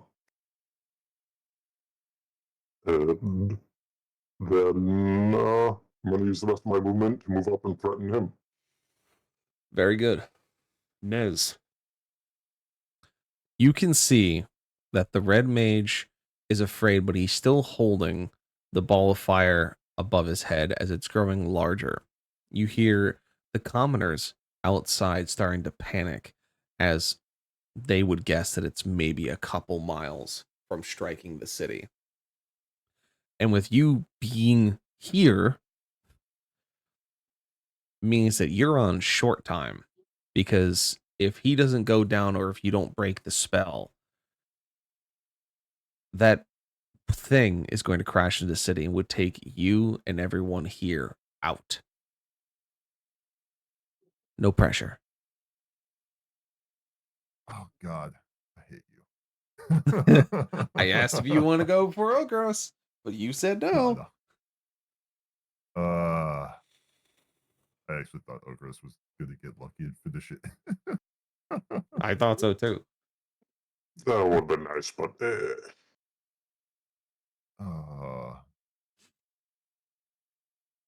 I know he's taken the brunt of damage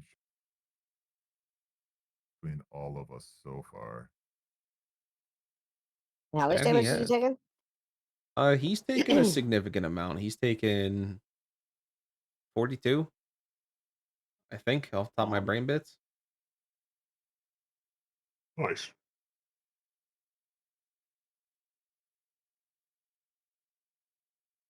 Uh,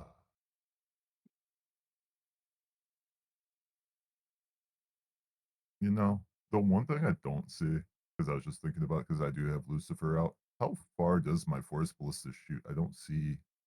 Oh, we talked about that Oh, there is there. before. 120. Yeah, it's 120 feet. Da, da, da, da. That's a 7 to hit. 7. I just don't see a roll, which is what drives me insane. That's why. I'm going to use the Force Ballista to shoot him Okay. from Lucifer. Do the D20, which is a net 20 plus 7. Jesus. So it's 27. Yeah, that's a hit.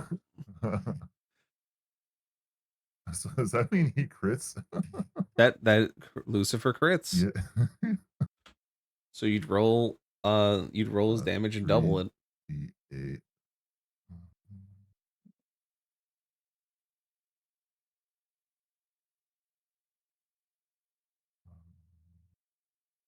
Oh, you double the whole thing?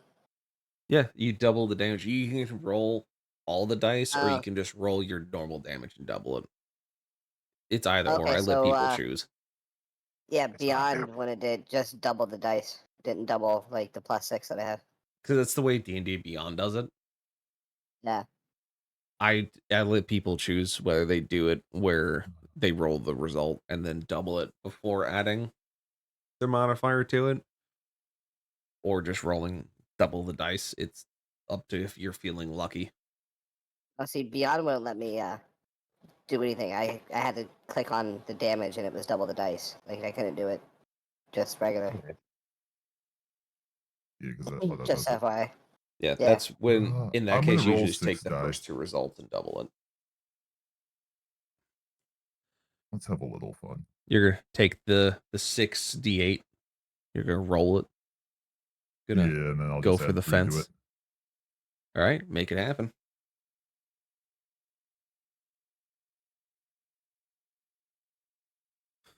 Fucking 25 damage. 25. Jesus.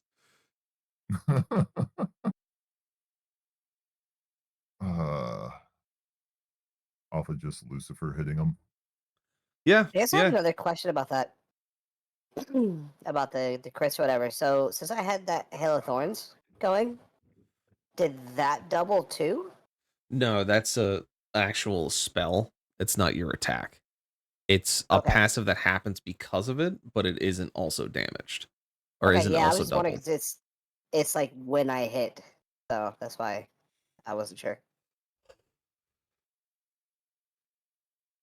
Yeah, so yeah, you fucking nail that red wizard with your force ballista from the back 40 with 25 damage. And you evaporate his chest cavity.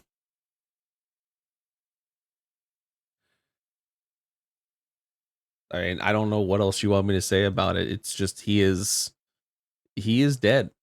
You He's the dead. He is the dead. The ball of fire above his head starts to fizzle out and dissipate as it falls into the water that surrounds him from Aura's tidal wave. And as you knock him down, the roof of the building has begun to shake violently. The part where parts of it have begun to fall in from the meteor coming down at you. And you can see that as it was coming down towards you, the ground shaking with the forces it was approaching, you see it now almost lose its entire momentum and just begin to fall straight down towards the ocean to your west.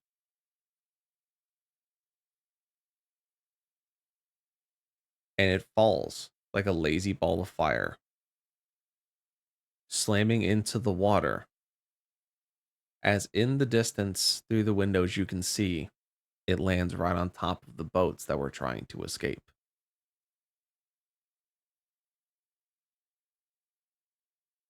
Quick, somebody get Jerry Lee Lewis. You don't get that joke, you're too young. So the ball of fire falls, taking out the ships and causing a massive wave surge to come towards the town that dies out before it hits the shore with any massive force. The townspeople let out a cheer and a hooray and a deep sigh as their end was within a stone's throw, and with your last ability, you were able to fix it. But as the meteor was falling, you see a fragment of it has removed itself from the mass and kept going, but now no longer being guided by the magic of the red wizard, flies off into the distance, where a deep rumble is felt once it makes landfall.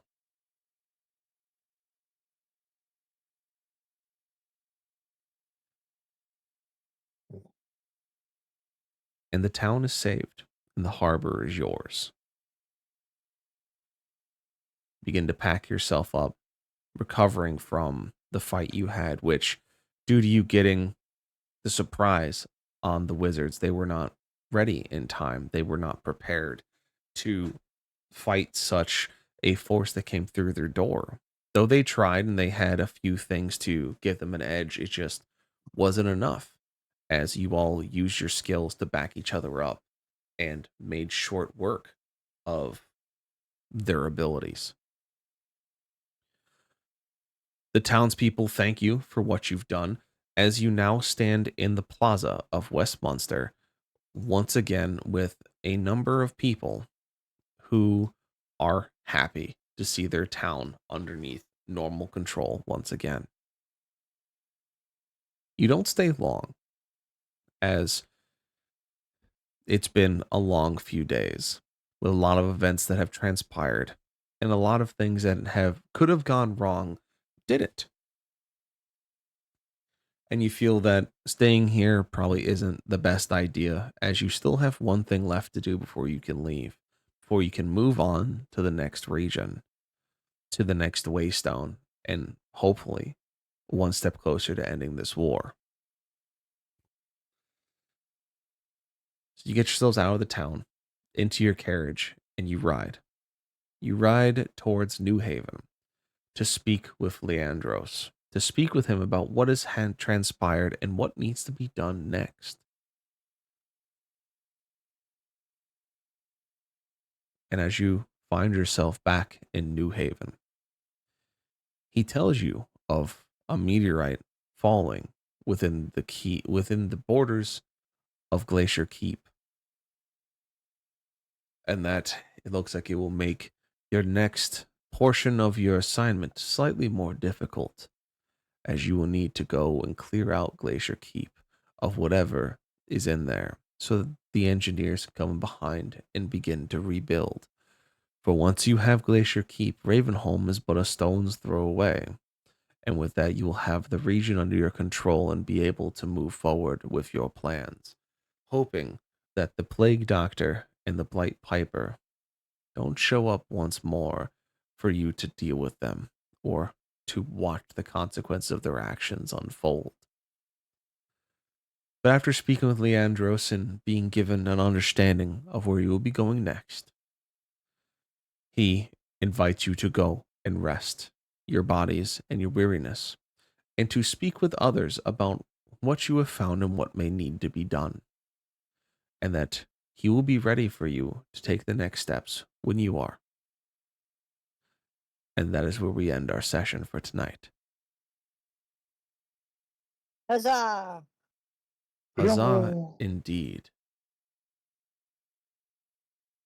By the way, Jerry Lee Lewis was the one who wrote Great Balls of Fire. Yes. FYI. Yes. So at this point in time, we're going to do a quick breakdown. Then we're going to send everyone out via raid, get everything sorted, and then we will all go our separate ways to do a big ol' snooze, especially for myself. So starting with Jenna, because she sent me it. She says her favorite parts were calling Rage a cat made her giggle, and the superior acting skills of Nez were top tier. That's what she wrote. So we'll go ahead and start with Rage, as I'm not sure if Creed is still around and listening. He's unmuted. Yes. He's only muted, so we'll see if he is around listening and wishes to speak.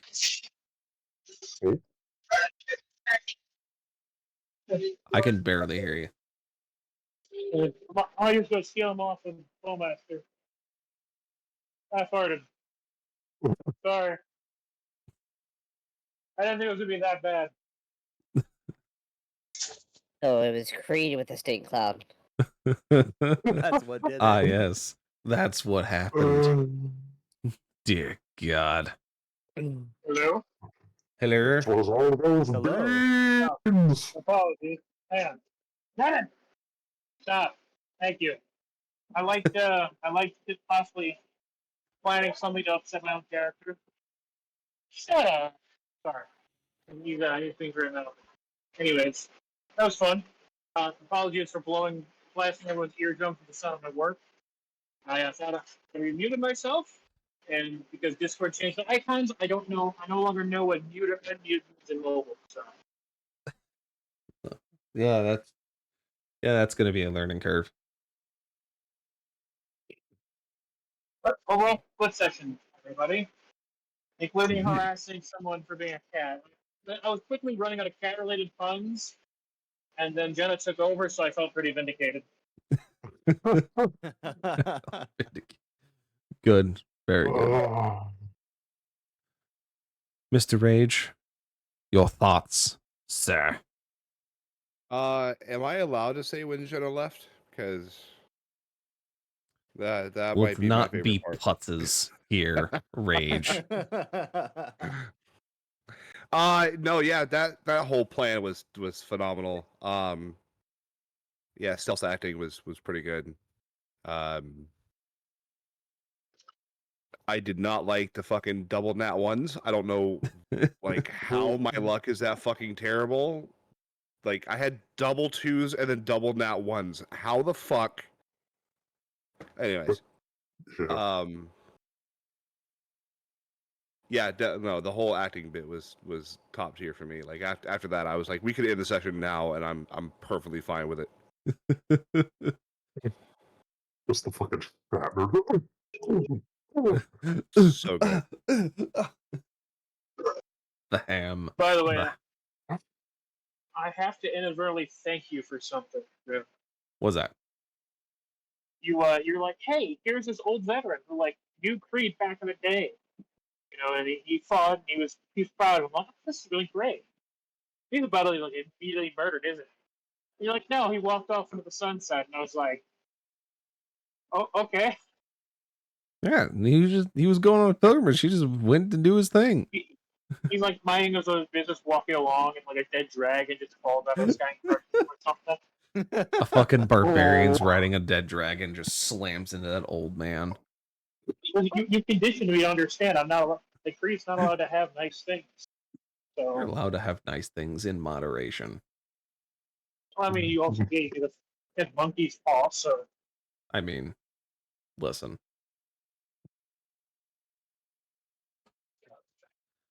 all in all, very enjoyable night. If I get loud for a second, I'm gonna mute my phone as soon as I'm off the floor. They can't yell at you back the phone out. All right, bud.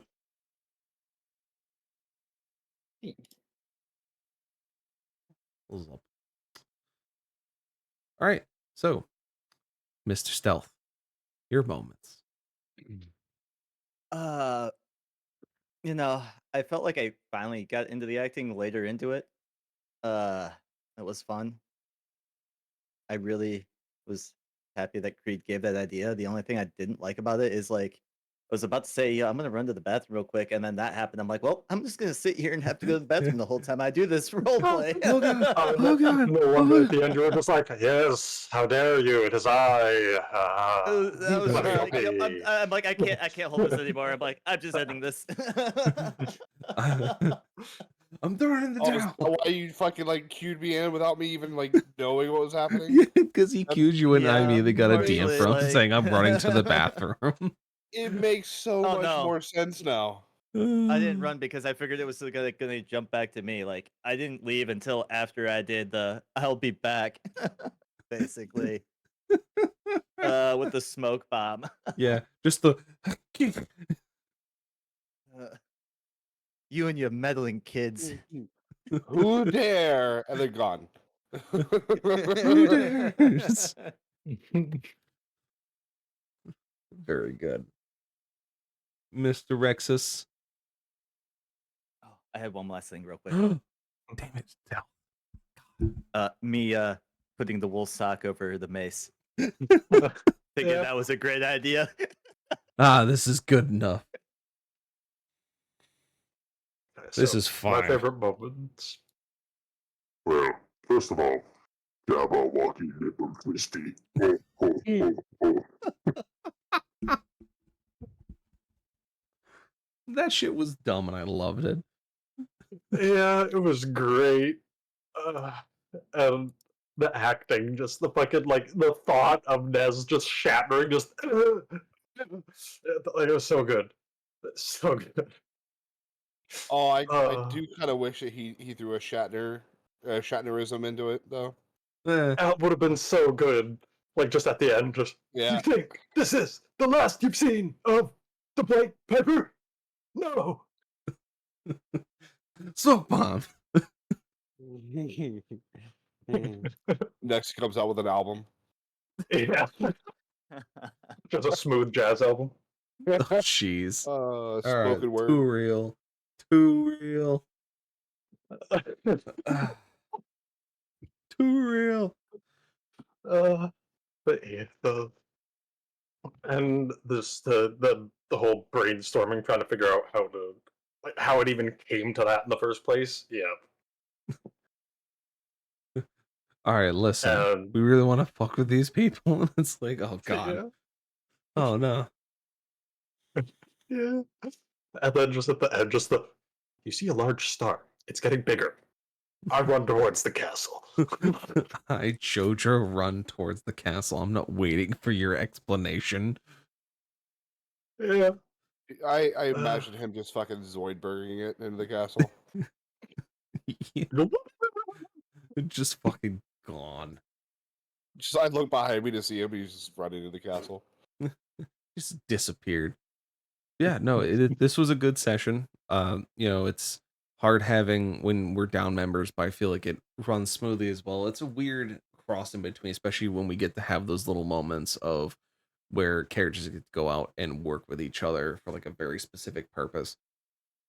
I know it ran long, and I was debating whether ending it at the acting bit or not, but I was like, we've been stuck in the harbor for 2 weeks. There was a really big cliffhanger last week.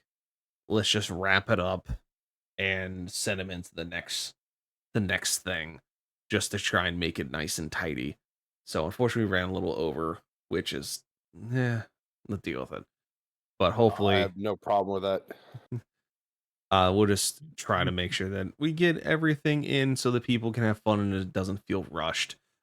I was upset that I put my wizards in. I was like, yes, I'm going to make them tough wizards. They're going to do wizard things.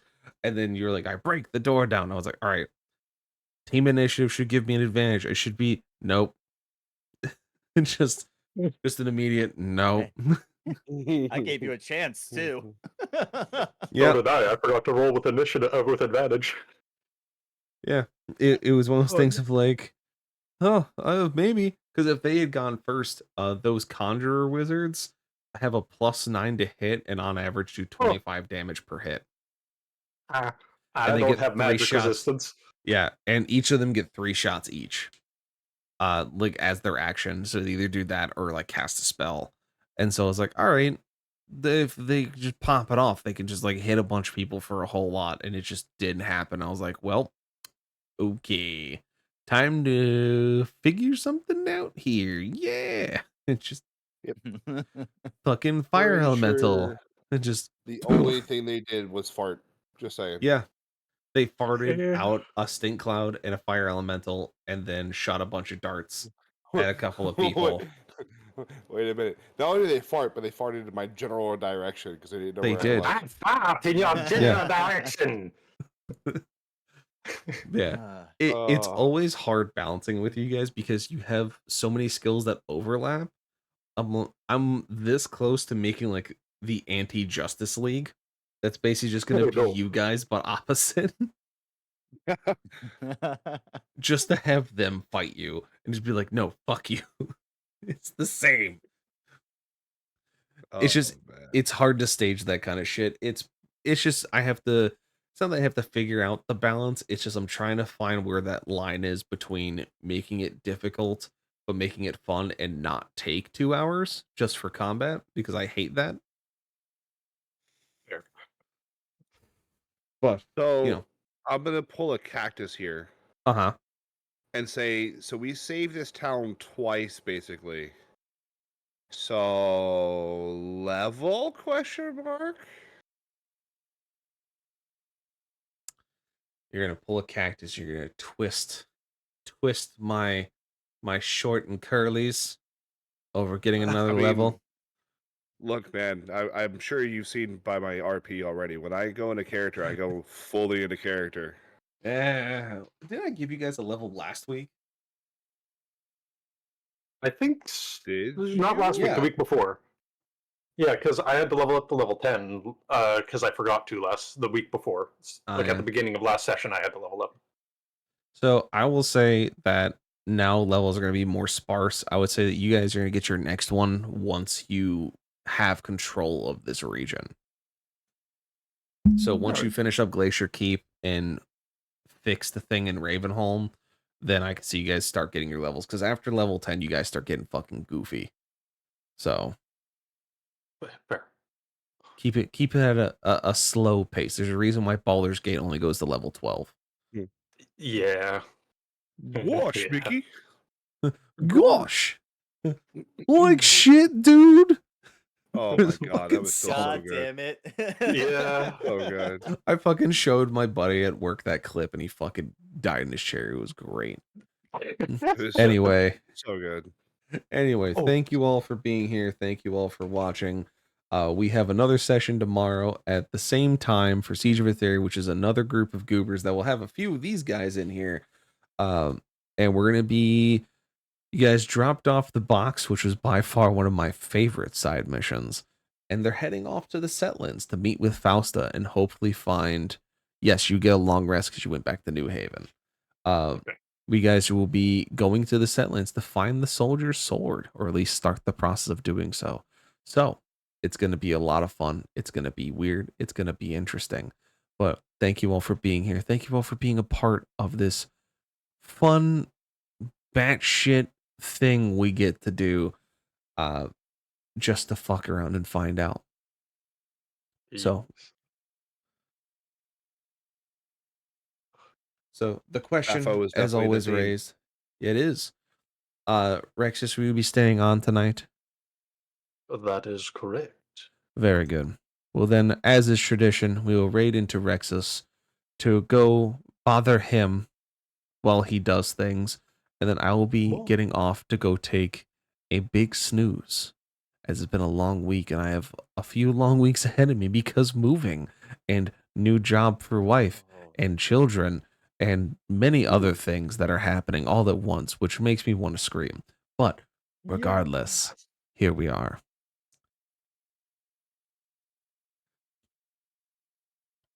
Thank you all for watching. Thank you all for being here. We're going to put out some music as we go into this raid, and we'll see you all next time.